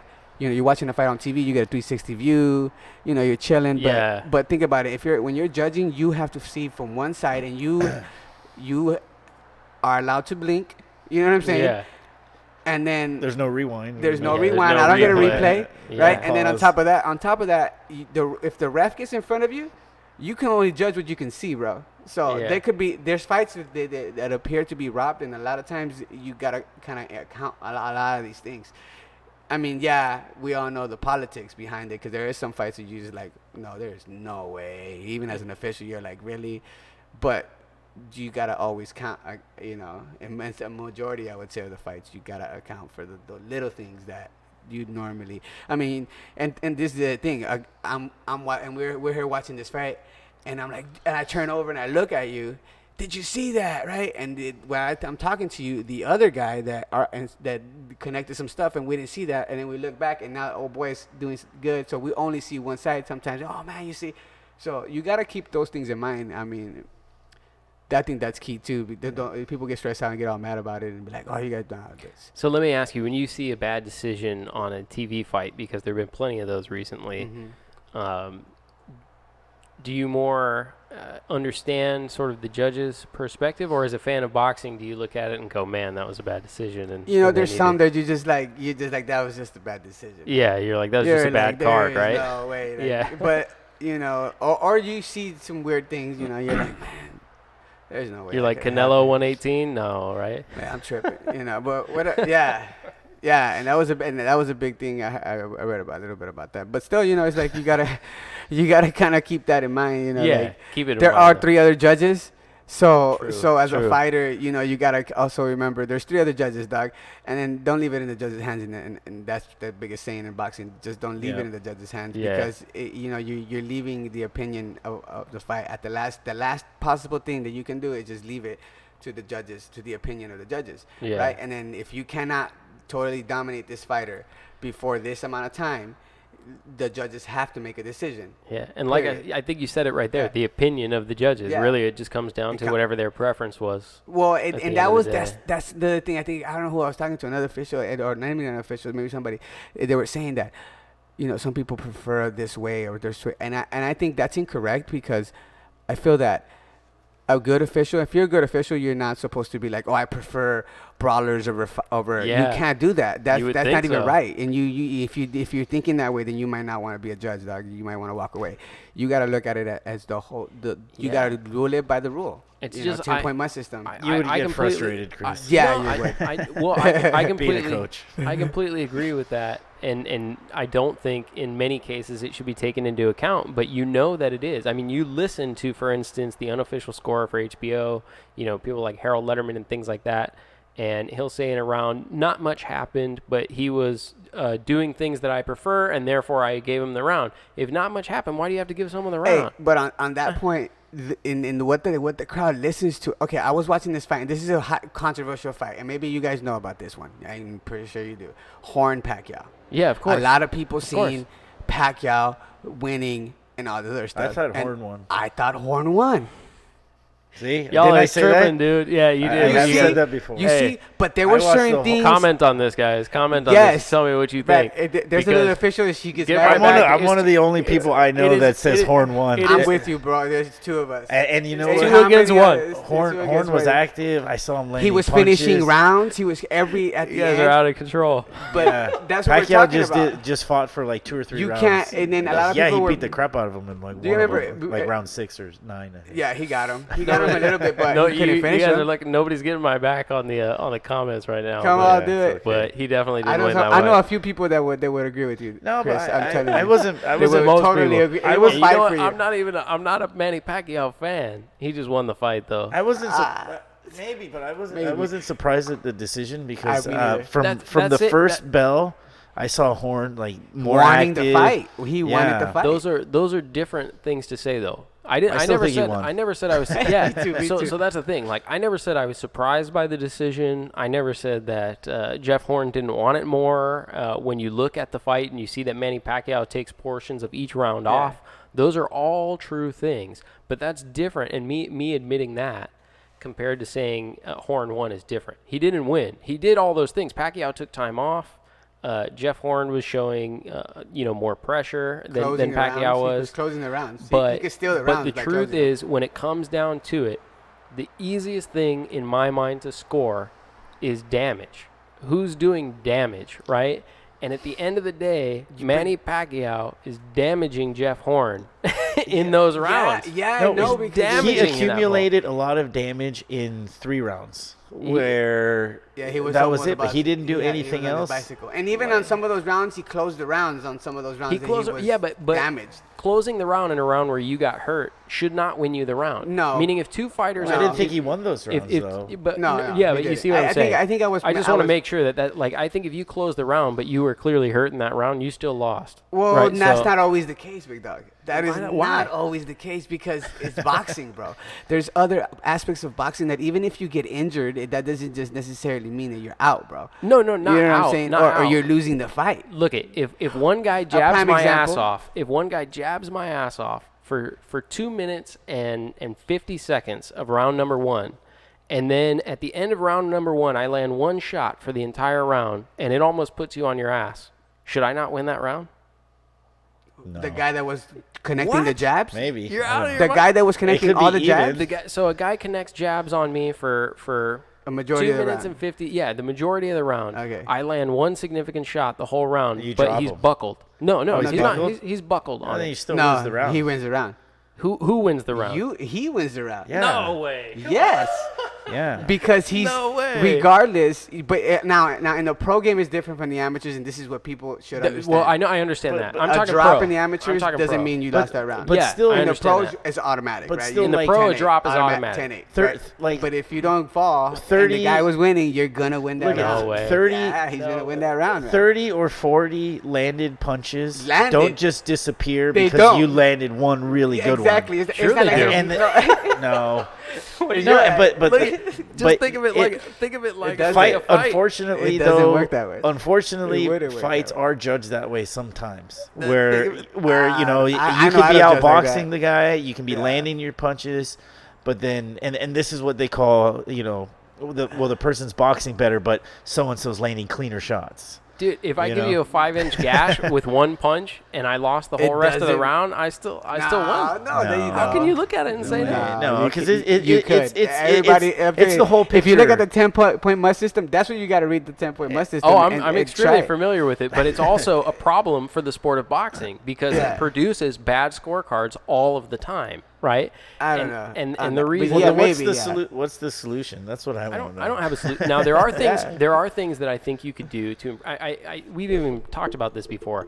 Like for instance, the fact that we as fans get the benefit of seeing the 360. We get the benefit of seeing the replay. We get the benefit of Yeah. seeing some things that There's judges. no referee in the way. Yeah, there's there's never a nothing. referee in the way of my point of view. Nothing. So, and I understand that there may not be necessarily the means to do that at the amateur level across the nation, but certainly for professional fights, certainly for televised professional fights, judges should get the benefit of the same thing that I get to see. Why do they have to only watch from one side Well, of the ring? I think that's part of the game. I think I would disagree in terms of like doing what the NFL does and be like, oh, hold on, timeout. Let me see how many Oh, shots not you like that. connected. You know, Not no, like but that. I get But what watching the yeah. 360, for instance. It's going to be very. I think that's part of the game. I think that's part of the square circle. I think that you taking that away, I think it would take away from the thing. And I think that takes away. I mean, There's one more thing, which is the 10-point must system, I think, has an over-reliance on the must, which is to say one fighter must get 10 and the other fighter gets 9. Now, I understand that it's not against the rules to score around 10-10, but my impression is that it's frowned upon. They don't. You should pick a winner in each round, and very often you'll see fights where rounds are simply too close to call and don't need to be awarded a 10-9, but judges feel like they must, and so they give one person a round, and it results in someone running away with the fight that really shouldn't be in a very competitive fight when two fighters are both sort of going back and forth. and that's when you hear the commentators say, well, it's a lot closer than the scorecards. Yeah, Yeah. and You know? but a lot of Why times, is a lot that? of times the commentators can sway the public to think a fight's going to one way, and that was my point when I came to, when the Horn and Pacquiao fight is if you listen to the commentators and you listen to one of them, Timothy Bradley, he was actually the was one for that Horn. he was the one that was saying, I don't know, guys, I think Horn is winning this one, But kind of like that. That's what I was hearing. I was like, I was agreeing with Timothy in a sense, and I can see that the But he's announcers- biased though because he got a gimme against Pacquiao. He did so. get a gimme against. So he was Yeah, like, he this did. guy gets one Yeah, too. yeah, He did. yeah, well, You know what's funny? But you know what? Yeah, no, I Timothy was just Bradley is joking. solid, man. That Oh, guy, yeah, that it's guy, good he's fight. solid No, on the commentating, he's man. solid. No, you know what? I'd love to see. Maybe in the near future, we have so much technology, especially with with live cameras and 360 views, that maybe they could try it as an experiment to just eliminate human judging altogether, and just have like a computer Yeah, system. but then you're gonna have the incident like Uber had where they crashed, the car crashed, or yeah, you know. There's I gotta would be say some way. It's terrible. Somebody will hack the terrible. system. Come on now, big dog. You need humans to be Somebody- controlling somebody- this game. I would never advocate for taking human judges away No, from it man. because I'd like to but see an They'll experiment. hack it, the bro. reason, This the shit reason get that hacked, I bro. wouldn't advocate for that is because I actually don't think a computer can judge severity punches. to It a, can't. to It's a been person. improved already a little bit, you know. Where Right? these So meaning vehicles it can say can't how much judge. force I'm doing, but it cannot determine how much damage it's doing to me as a person. And I think that's why you can't have a machine doing it. And that's why when I say Then you the have to person remove who boxers and inflicts make the most machines. damage, the person who gets hurt the most in every round should lose the round. And I think it's Not really necessarily. strange You- to hear someone say that the person who is hurt the most wins the Well, then- round well, in then- some times. Well, then you know what? Then, But that's part then- of boxing, bro. If you're hurt and like say you get hurt and like say you can't use your left hand, right? You can't use your left hand. So what do? You use your right, Yeah. right? And then you everything you can to win with your right. Case in point, Lomachenko, he uses the opposite hand, whatever hand got injured, and he wins the fight. So I mean, I think that's kind of like part of the same thing. It's part of the game. No, well, you know what? In that case, we should just leave it up to at the very. This is what I love at the end of fights. Human error. They always show like the guys' faces, And leave it up to the and crowd. and they'll say like, "Who do you think won the fight?" Based on the That look now of that their is a faces. good idea because So, if they could and a put lot of marry ti- the judge's decision and the crowd's decision. Well, a lot of times the that would guy be dope. whose face is like, more screwed up, or Yeah. ends up winning. The guy who Yeah. has the most cuts on his face, and then you got another guy who's just like clean, and he lost. But it goes back down to the boxing. You look part, at the Adonis just Stevens. frustrating. If you It watch, is. Boxing's a as frustrating boxer, sport It to is, it watch. you have to understand that as a boxing fan, that it can be frustrating. If you watch the Adonis Stevenson fight, for instance, and you look at it, and they both won 6 rounds. It was a draw. I 100% agree. One of them won 6 rounds. The other one won 6 rounds. The only difference is the 6 rounds Adonis Stevenson won were by like this much. They're very competitive rounds. Neither fighter's doing a lot. The 6 rounds that Homeboy won, he was whooping ass, right? Like putting a beating on this guy for 6 rounds. Yeah. And at the Who, end of Badu the Jack? yeah, and so Badu Jack at the end of the fight, in the watch that. post fight, So in the post fight, he basically said, look I beat him up. He didn't beat me up. The rounds Yeah. that he won, he didn't do anything. He didn't even land any punches. I beat him up. He didn't beat me up. And I understand that being frustrating as a fighter Yeah. and as a fan. I All can he had to totally do is understand win one it. more round. He would Yeah, win that like fight, right? all I can do is totally. Well, I you totally can agree. understand You it. can empathize with it because you I see, empathize with it. because it's visual. You see it. you Yeah, know? empathize I with mean, and I see your Yeah. point But where in that case, maybe the guy that would be injured more would be the one. But it comes down to boxing, bro. The numbers. An official goes down, he puts down his 10-8, 10-9 all the way across the board, and then the scorekeeper at the end of the day, at the end of the whole thing, sums every round up, and then on top of that, Totally. the entirety of the fight. Yeah. Right. At the end, you should have a short.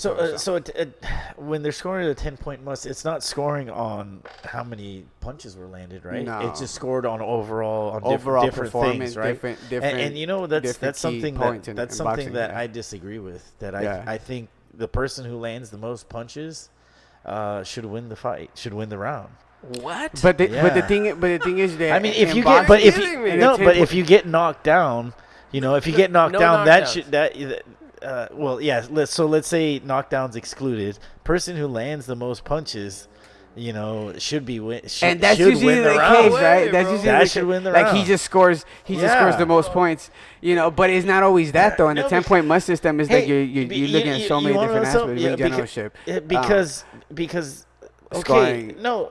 effective. Put it, for example, Paulie Malignaggi. The guy throws a lot of punches per round. He has no power. True. He boxes against somebody who doesn't throw many punches but has a lot of power. I mean, it's a lot of effort and a lot of work and a lot of skill to land all those punches against somebody who just got to land one. But if he does land the one, and it gives you a cut, so automatically the guy wins a fight because he No. landed one hard shot or not two the hard fight, shots. not the fight. I'm Or just the talking about round. the round. And yes, that's the spirit of boxing. The whole idea is nobody ever debates whether Joe Frazier was a better boxer than Muhammad Ali. it's not called- He has the But chance the thing is, what you're saying- because he can hit him Well, hard. then it wouldn't be called boxing. It would be But- called. It would be but I called would- hurting. What you're saying is that the damage should be also Valued scored. more, yeah. Maybe. no, like, And I don't think I'll that's the say it case like this. because you got these guys that are fully damaged, and you, like you said, a guy at the end of the fight is all beat up, but he ends up winning the fight. Why? Because he boxed better than the other guy in certain rounds, or more rounds than him. He looked better. Yeah, I'll say it like this. He I could get don't injured think like that damage- in one round and beat the crap out of the other guy. Yeah, in the other ones. I think damage is a lot of times Right. it's I know I love this, by the way. I think damage a lot of times is too subjective in the sense that a lot of times you Yeah. can't see on the fighters, like say they're doing body Interior work. damage. Yeah, you're doing You can't body see work. that. It's hard to tell who's doing more damage and Yeah. stuff like that to the body. So I'm not advocating for hey the person who's more damaged, but I'll say this is what Max Kellerman said, and it's a theory that I subscribe to. The easiest way to determine who won a round is you sit down and you say who would you rather have been in that round. So which fighter would you rather have been? If you got to pick to be one of those two fighters, which one would you pick? And that would I be think that's true. very hard to do if you'd be like, okay, well, I think that's very hard to do because you have to judge on the rules. There's very, I mean, you say you're very savvy with them. Effective you can aggression, ring yeah, generalship. exactly. And so the more you judge, you actually start seeing that, and that's what you say. You marry those. did he have this? You know, in a sense, in your mind, this is happening, so, and it happens so quick. You know, at the end of the round, you have to make a decision. So there's a lot of criteria that go into scoring. They go through the list all the time. So it's ring generalship, effective aggression. There's a lot of different things, and some of those terms are up for debate. So a lot of people will say, hey, what does ring generalship actually mean? The truth of the matter is, they're in the professional game. It's actually explained. They do explain it. That's Yeah. true. But I mean, boxing fans don't necessarily understand what ring generalship means. The jargon. That's what I'm saying. When we said the coaches could be officials too, just so you can get to the knowledge and what it is. That's a good point. Yeah. But I will say that they put an emphasis on one specific criteria at the professional level, and that is clean and effective punching. And what does that mean? What I'm saying is clean and effective punching has a greater emphasis than any other scoring criteria. It makes right? sense. So ring generalship, if you can tell who's doing more clean and effective punching, then you don't really need to figure out a lot of the other stuff. Yeah. So clean and effective punching, what do you guys consider that to be? Well, anything that doesn't hit the gloves hits the body So or hits the face. Okay. That's the clean. The clean part, it means that the knuckle surface of the gloves or it hits the targeted areas of the body. Yeah, nothing deflected. And what does effective mean? That it's connecting, the connection part, and the turn. Believe it or not, that turn. I think effective. Connecting it. Effective would be an effective strike would be one. Like be a slapping, little, slapping. yeah. That's ineffective. Turning and hitting with I the think knuckle. snapping the that's head what back. It'd be Snapping the head back. An effective shot. Yeah. But the other thing too is if you're judging the boxing, who's winning the round on who's causing the most damage. Some people, some people bleed, damage. bro. Some people are bleeders. Some Yeah, people have dude. chins. I'm not saying Bro, I'm the most. it's crazy. I actually am saying damage is very subjective, and I think a lot of times people are given rounds based off of perceived damage. So the judge, for instance, will perceive that one fighter was hurt more and therefore award a round, even though they don't know. I couldn't say that would. Yeah, I'm not saying damage, but I am saying I subscribe to who would you rather have been. Meaning, I think you should be able to pick one fighter and say, I would rather be that guy. I mean, If that guy be doesn't, Mayweather. yeah, I would rather be Mayweather. I think it's if you can see the physical damage on the fighter, then it's clear cut and easy to say, I'd rather be the less damaged fighter. But in the moment of judging the round, it's difficult. There's too many criteria. It's difficult because, as he said, you're in different angles, and say you're sitting on this side, and I've been in that situation where, from this angle the punch looks like it totally connected, and we've seen it, but from another angle you see that the guy rolled his head and missed and missed completely. Yeah. So then Yeah, and it's difficult. See, I think that's probably the biggest controversy in boxing is the judging. It right? is. No, it's the single biggest Yeah, controversy. exactly. It is. So But the thing is, everybody people need to understand it more. That's it. Yeah. So But it's part of the game. It's part of the game. But it's the- something to be appreciated, though. Yeah. I think just how to judge. But here's the thing, and I do think people need to understand it more, but I also think judging needs to make sense, which is at the end of the day, if the rules somehow say that a fighter won the fight when you can look at him and see that he clearly didn't, right, then that's a problem. So if the 10-point must system is being employed and causing Canelo Alvarez to get a 118 scorecard, that is a problem because he clearly didn't win that many rounds, right? So, and I think that's the frustration with boxing fans is they look at all these decisions like, the various 118 scorecards that Canelo Alvarez gets in fights where he's clearly being shut out. But even And on they look that at one, other let's just say, what if the judge in that fight, a majority of the fight was covered by the referee? Yeah, no, I totally get or like that. he said, like for example, you see it in the corner. I mean, when it's hard for me to judge a fight in the corner. Yeah. I mean, it's very hard. Like if you're in the corner, like as a coach, and it's very difficult because, you have like this little angle, right? And I think that coaches can see that part and understand that, like he said, at certain angles you're gonna see something's gonna look like it's landing, and then at other angles you'd be like, oh, that's not landing at all. So, and that's the frustration, I think, is the understanding of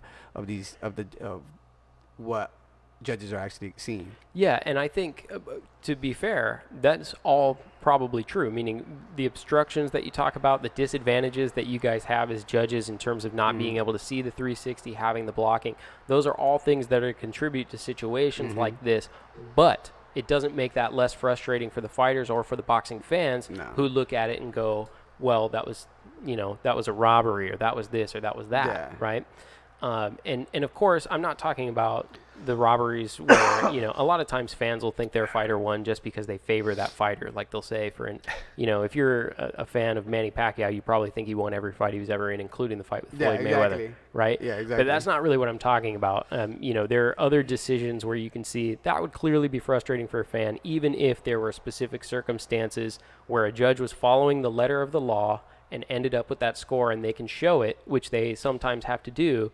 It doesn't make it less frustrating for your fighters or for your fans or for you as coaches, actually, if you're working the corner.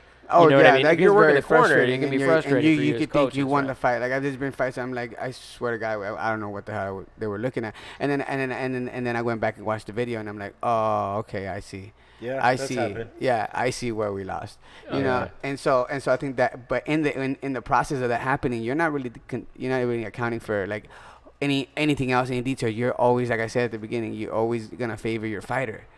You're always gonna do that, regardless. You're not gonna be like, you probably would admit, yeah, you got beat, but in a very close fight, you're gonna ride with your fighter. That's what's crazy. At least you're supposed to. In the moment, Yeah, of when course.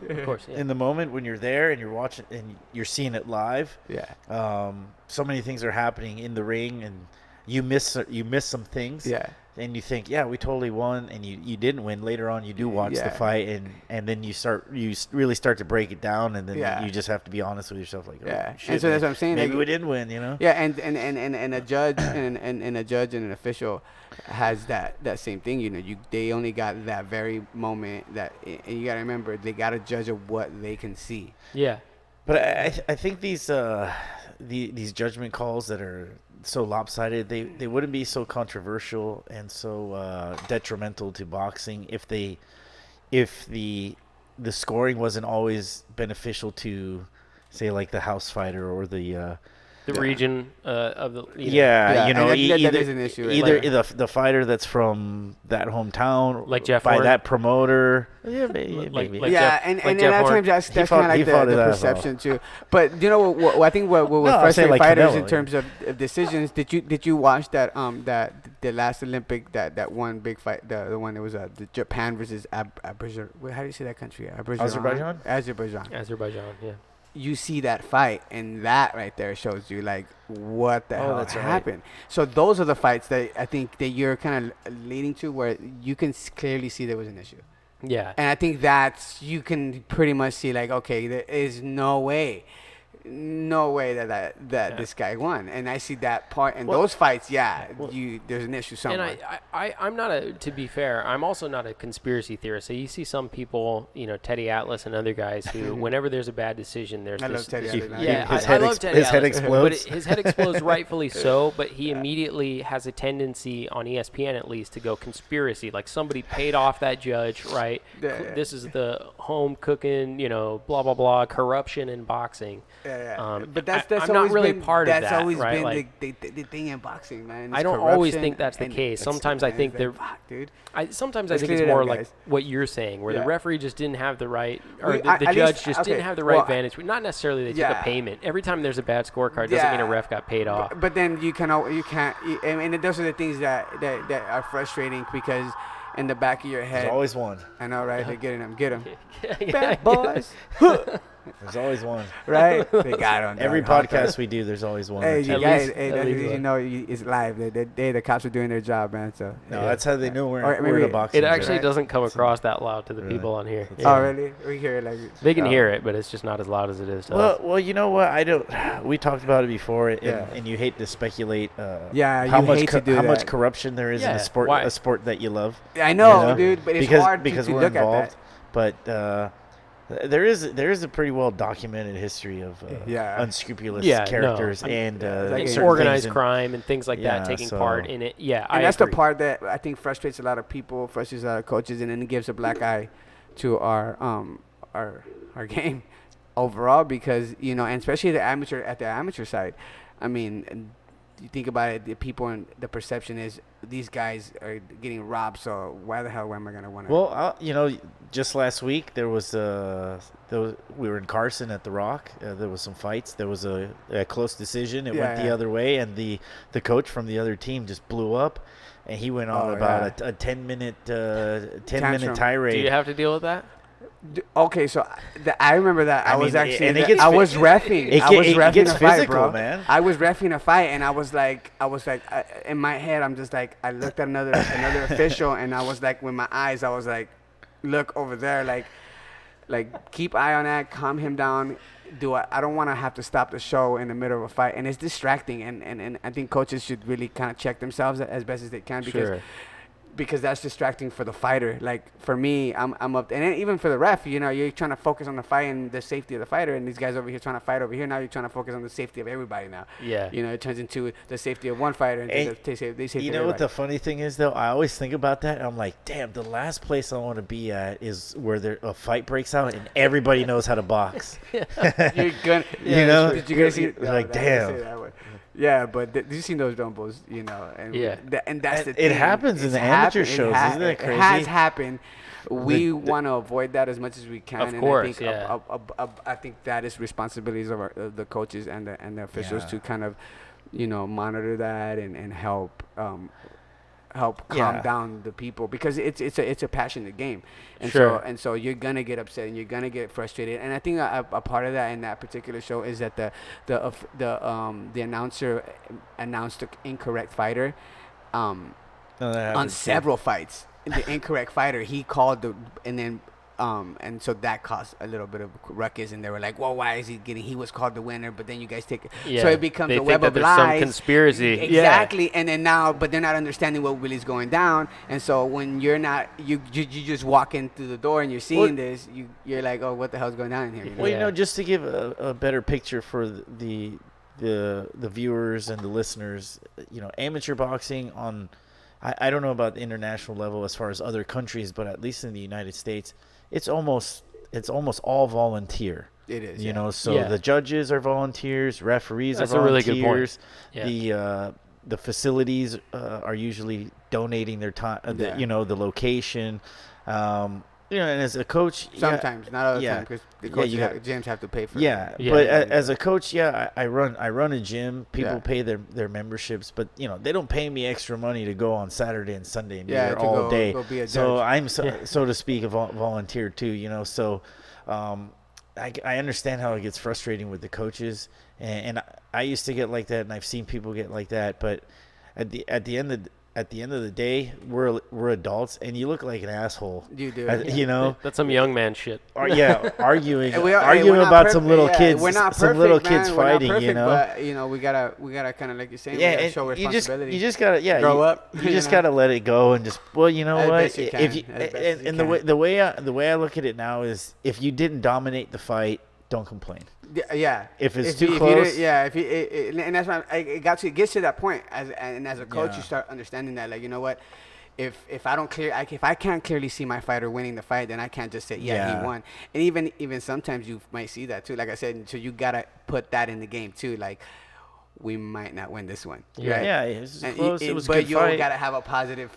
That to me, I try to make it positive, as long as my guy's not hurt and he can. It's a learning experience. Yeah, he's too. good. He didn't get his ass beat up hard, like injury. That's something that's to me more concerning than winning the fight. Yeah, and at the amateur that's where level, you go. You said the damage thing. I think that to a coach, to me is more concerning, his damage after the fight, and than the win overall. Yeah. And at the amateur level, some losses are expected, and it's always a learning experience as you come. You can take it away and do something more with it. I feel like today it's so important at the professional level. Everybody covets that zero. You know what I mean? Yeah, but they don't make fights. They covet that zero. Yeah, that's the pro game. But in the amateurs, it's not a big deal. In the amateurs, it's more about experience. A lot of experience, really. It comes down to that. Yeah. I would say. Cool. Yeah. However, there's always a lot at stake, though.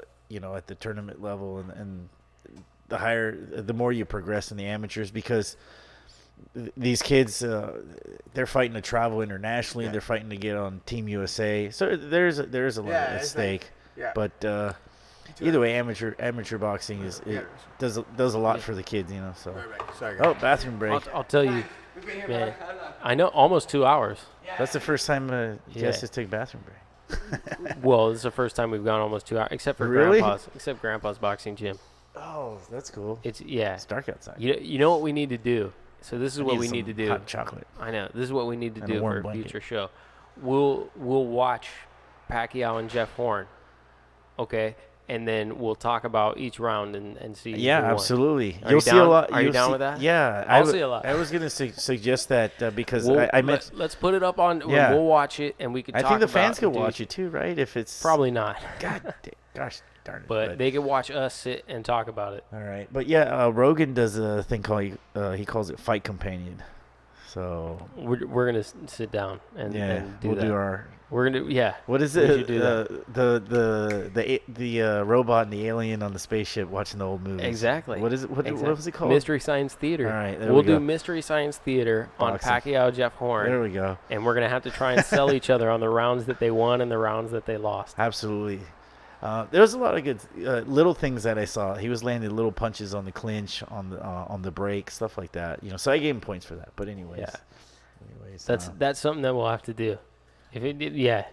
Because I think nobody got my back on it, but we're going to have a few people watch the fight here and see what it says. That's why I said next time we're going to have to put on Pacquiao and Horn, and we'll go through round by round and talk about it. Dude, that would be so dope. Well, since I wish I could invite another official that she's on your side, so you can have an even team. Who would that be? Yeah, but she's the same way. Get She's Pam- get Pam in yeah, she's the one. Remember, I think, did you see her? We had that good discussion. I'm sorry, Pam, if you're listening. Oh, and if you see this. Oh, she's a Pacquiao. She was on Pacquiao's side. She's on Pacquiao's side 100%. Oh, of course, yeah. All right, we'll get her in here. 100%. If I she wanna was sit no, down. there may be a fight in here. I'm just warning you. I want to sit down. She's my favorite judge, by the way. Really? She's new too, I think, right? She just started. She said, She's got like a year. This is a brilliant idea. We're going to sit down and watch it on one of the upcoming ones and go round by round and talk about who won the round. Dude, you have to. I'm man. serious. There's another fight too that was brought up. Hector Camacho and Boom Boom Mancini. Okay. That's I'm another love totally controversy. interested in do that. That's another one that if she's here and we had this discussion, oh man, We ought to do that. we're We gonna ought to fight. do like controversial fights revisited. Yeah, Do- do you- revisit. Do you guys think Bradley beat Pacquiao? Nah. No. I didn't. Just curious. To be honest with you, I didn't watch that fight. Okay. Can't remember where I was at. You know what? I watched it and I think I was at a bar and I was busy drinking. Okay. So okay. So in I your didn't point of pay view, I didn't pay too much attention to it. I've heard arguments on both sides. Yeah, I'm So- just curious so as a I- point of reference. I'm trying to figure out No, where you I guys don't have- stand in the spectrum No, here. I don't. Oh, I it's can't. I controversial can't fights. judge that one because I didn't watch it as closely. Did you guys as watch I did Floyd the and Horn. Pacquiao? Yeah, Floyd won that. Clearly, right? Oh, yeah. Okay. Yeah. Oh yeah. Well, check it. If you told me that- I'm not way off because look, we agree on Canelo Triple G. I We mean, do same agree. thing, We do right? agree on I said like what would I say, 5 rounds to 7 or something like No, that. we or agree. 4 or- You're right. We agree. Yeah, so I mean, I'm not crazy or anything. I actually think that we agree on most fights. Yeah. But since we're getting pretty up there on the time, on the time. yeah. It was a very good discussion, though. I was Yeah. sweating bullets right now. I was like, I gotta go to the restroom. I'm over here sweating, dude. Yeah. I'm like, I gotta run over here. I do want to try to wrap the show up with just 2 things. I did want to mention that you remember Nancy Rodriguez from Yeah. WBC. She was a guest on our Oh, on our okay. show, probably Yep. the 5th or 6th podcast. Nancy. PR director for WBC. She just got inducted into the California Boxing Hall of Fame. Oh, really? Okay, Yeah, congrats. so I just want to say congratulations, Nancy. Congrats. Great job. Did they do the ceremony? No, it's scheduled for I think October 20th. They're gonna have an official ceremony, but I think my uncle announces those.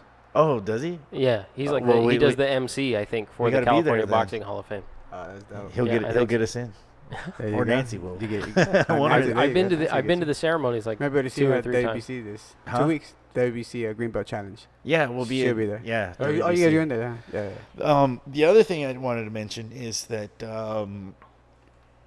you're assistant coach on the USA Select. You help out. No, Ivan. I'm not an assistant coach No? on that team. That's the team that I really can't talk more about that. That would be something that you talk to Ivan really? about. Because I wouldn't know the actual details. So if Okay. anything I say would be more like I'm lying to you. You know what I'm Yeah. saying? But from what I do know, it was created by 3 coaches from our I think from our LBC and one from another LBC. Well, basically, the gym that he's Yeah. working at, the owner Ivan, Yeah. who's Ashton's dad, Okay. he's kind of leading the charge and putting together, and this hasn't been done anywhere in the country. He's the first one to do it. He's basically put together an all-star team of the best boxers in the country. Nice. And he calls it the USA Select Team, and they've traveled. They traveled. They went to Hungary, I believe, and they went to Ireland, England, Ireland, and they're going to Ireland. yeah, so they travel all over the world, and they actually have a tryout in Long Beach, right at Yeah, they at had the one, Jackrabbit yeah. Boxing Gym, where you get boxers, amateurs from all over the country coming in to be on this USA Select Team. So, Yeah, and it was. I mean, I talked to Ivan a little bit about it, and Coach Joe a little bit about it. And it was the turnout was actually they weren't expecting that much of a response like that, and that kind of is a test of what he's saying. It was something that nobody was really doing in USA boxing.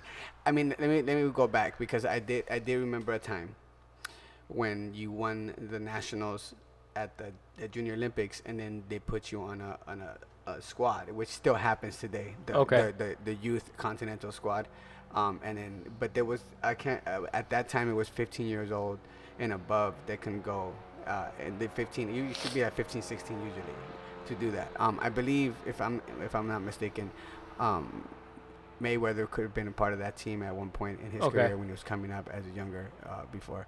And I remember Fernando Vargas, I believe, could have been a part of one of those teams when he was winning as a youth. You got to ask him, but I think I remember seeing pictures of him during that time because they were all young boxers when I was a little boy too. So,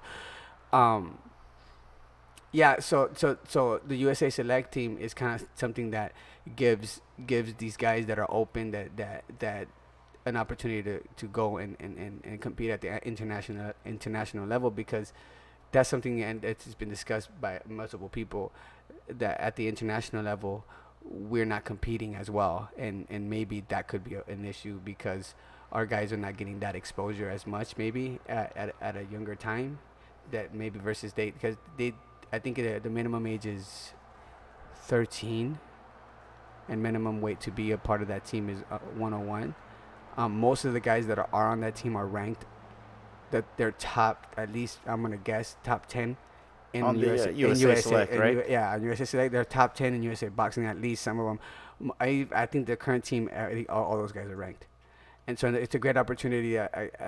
That's gonna be coming up, and you may want to talk. Like I said, you gotta talk to. Yeah, Ivan we for might everything. get him on as a guest. Yeah, and he can him and the coaches involved. Yeah, it's an amazing thing. It's a great opportunity for youth open fighters that want to get that international experience. Yeah, and this reason I bring it up is, we're talking about maybe not having boxing in the Olympics. Yeah. But regardless of that, the USA Select and the program that Ivan's developed is could have a real positive impact as far as the performance of the fighters that we have going to the Olympics, because I imagine that a lot of some of these kids that are on the USA Select Team, they get to travel internationally. Yeah, they do. They're going to get some great experience. A lot more experience. And then when they get their shot to actually be on Team USA, which most of these guys will, because they're top 10 ranked nationally. Yeah, and it'd be the best preparation they have. Yeah. And they can easily transition into our Olympic team and dominate. That's great. Because they've been there before. And so that's where it comes back to the experience part. I think that could have been a factor in us not being able to win gold in the several Olympics, and being super dominant like we were at one point.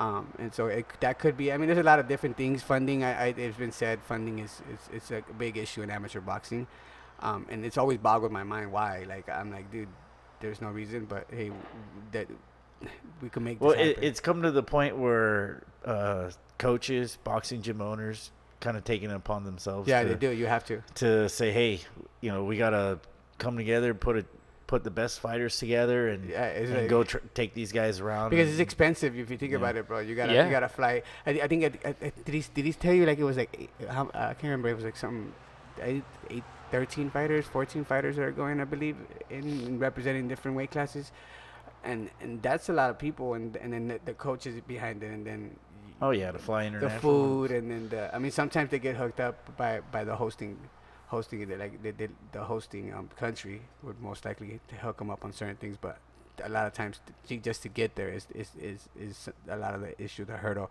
that you see overall, not only going internationally, but at the national level. Like a lot of guys, that's one thing that I've seen. There's kids that win at the regional level and they can't afford to go to the nationals. Yeah. Because it's too expensive for their families. Can't make that money. Like, it's a few $1,000s just to get out there sometimes. I'm definitely into the cause. Yeah, I think we should talk about it. Well, yeah, for some people on. Yeah. For those fans listening that follow amateur boxing, just keep your ears open and your eyes open. For USA Select. You're gonna hear a lot about these guys real soon. Yeah, no, you can follow them right now too. USA Select on Instagram. They're on there. Cool. They have their own page on there. And so they give you the latest and greatest what they're doing, and they might even go live here sometimes during that last year, or not the last year, but the last time a few months ago they went to the USA versus England. That they did live, and if you see some of that, I think you could catch some of that footage on there, so you could see what it looked like. It was actually pretty nice. It looked like more like a pro event.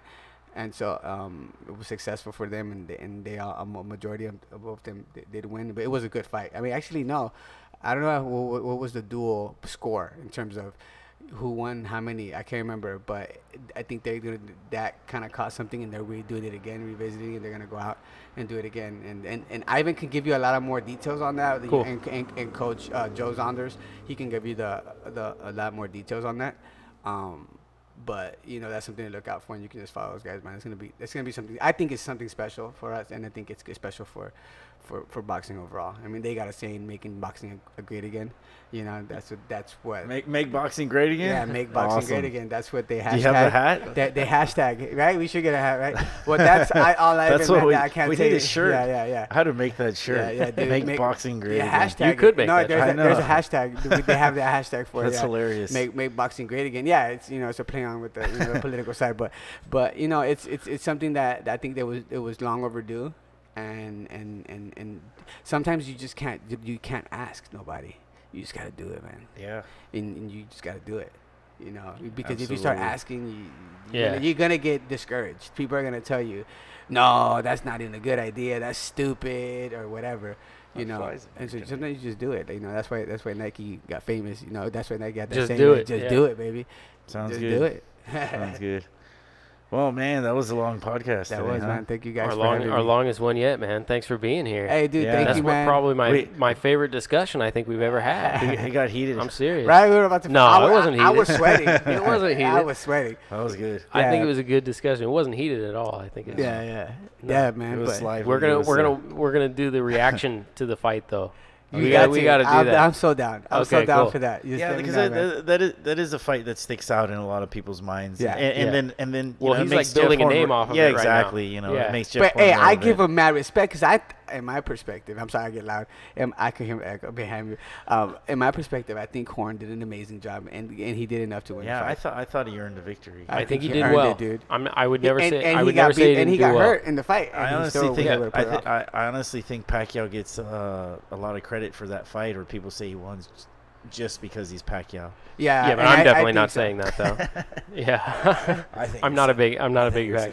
You're Not a big not fan. a groupie. You're not a groupie, man. No, I'm definitely not the man. biggest Awesome. Pacquiao fan. For Yeah, sure. yeah. I'm a huge Juan Manuel Marquez fan. Yeah. I think Marco knows that. He was like my I favorite that guy, fighter. dude. Yeah. You should send them an invite. And then bro. you know what? Manuel, He- come down. Juan Talk to Manuel these guys. Marquez is like my But- favorite fighter. Yeah. He's one of my favorite fighters too. I think he's one of the smartest boxers out there. Dude. The funny thing about him is, does he fight Mexican style? He's a counterpuncher, bro. He's a counterpuncher. Yeah, he doesn't a really counter- fight Mexican But style. you know he what's has funny that. is Se faja, if you Yeah. know what that means in Spanish. It's- Fajalo. It's interesting that you say that because there are some aspects to it in Yeah, the of sense that course. Juan Manuel Marquez goes to war, right? Like Yeah. you can see it, even though he is a counterpuncher first and foremost. No, but he's such a technician, He though. sits a lot Yeah. of exchanges. There's a Yeah. lot of exchanges. You watch those Pacquiao fights, and those are wars, Oh man. yeah, man. They look like those two guys. One of my favorite fights of his. he won more than one of them. One of my favorite fights of his. that really showcases his tactics, his IQ in boxing was against the guy from Texas. I forget what his name was. God, man. Jesse James. No. Is he from Texas? He's. I hate to make. He had the third nipple. What? You lost me. You No. lost me. What was his name? What was his Three name? nipple fighter. No, he was good. I know what you're talking about. He was undefeated at the time too. God, I can't remember his name, but he was really good This too. fellow had 3 nipples. No, God, what was his name? The commentating. It's on not. that.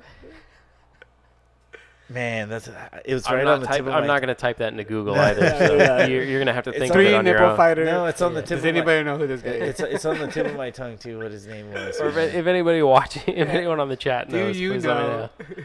know. Well, I forget, but I mean, I should remember his name Yeah, when I'm right. bringing up that example. Right? I hate when that happens, dude. You start like, oh, you got this great example, and then you forget like who the hell this person is again. Like, what's your name, dude? Man, I got it. He had a good career, but it was short lived right towards the end once he started fighting the better guys. Once he lost his third nipple. Anyways, it wasn't. It was all over. It wasn't not Rocky Juarez, because Rocky Juarez is too small. It's another guy. Anyways, I'll remember next time. Okay. So I guess we'll wrap up the show, but I just want to mention to everybody, tune into, I think, CBS Sports, right? And it's got to be on CBS Sports. CBS. Jose Hernandez, Mike Lee. Former guest. Yeah. Jose Hernandez good friend of sat in ours, that chair. former Yeah. guest. We went to spar him actually this week. Not personally. I didn't. No, we didn't. Me neither. Somebody else sparred him. Yeah, somebody from our gym sparred him. We helped to try to get him That ready. would be funny. Yeah, no, I And, did not go to spar him. Yeah, he's fighting the Subway guy, Mike Lee, for the USBA light heavyweight title. That's And right. If he wins that fight, then he's closer to his dream of getting a world title shot. And hopefully he gets it. So just tune in, Best guys. of luck. That's a local guy from SoCal. And, That's right. And we've seen him, come up from the amateurs to the pros. Yep. Best of luck to him, and Yep. thanks everybody who's been on the chat this evening. I know that this show was a little bit longer than anticipated. We went the second hour, but hopefully you guys found the conversation as productive as I did. So special thanks to you guys. I want to give a shout out to Please. Long Beach Jackrabbit. Yeah, definitely. Ivan, the USA Select Team, LBC 33, everybody, my son, if you're watching, my kids, and you guys, man. Thank you guys, man. This is good. Yeah. I think we need this. That was more fun. That was more fun than I expected. Thank you, man. Thank you. Yeah. I like Sure. that. All right, guys. All right. Signing out. All right, Peace. fellas. All right, Thanks. good night, everybody.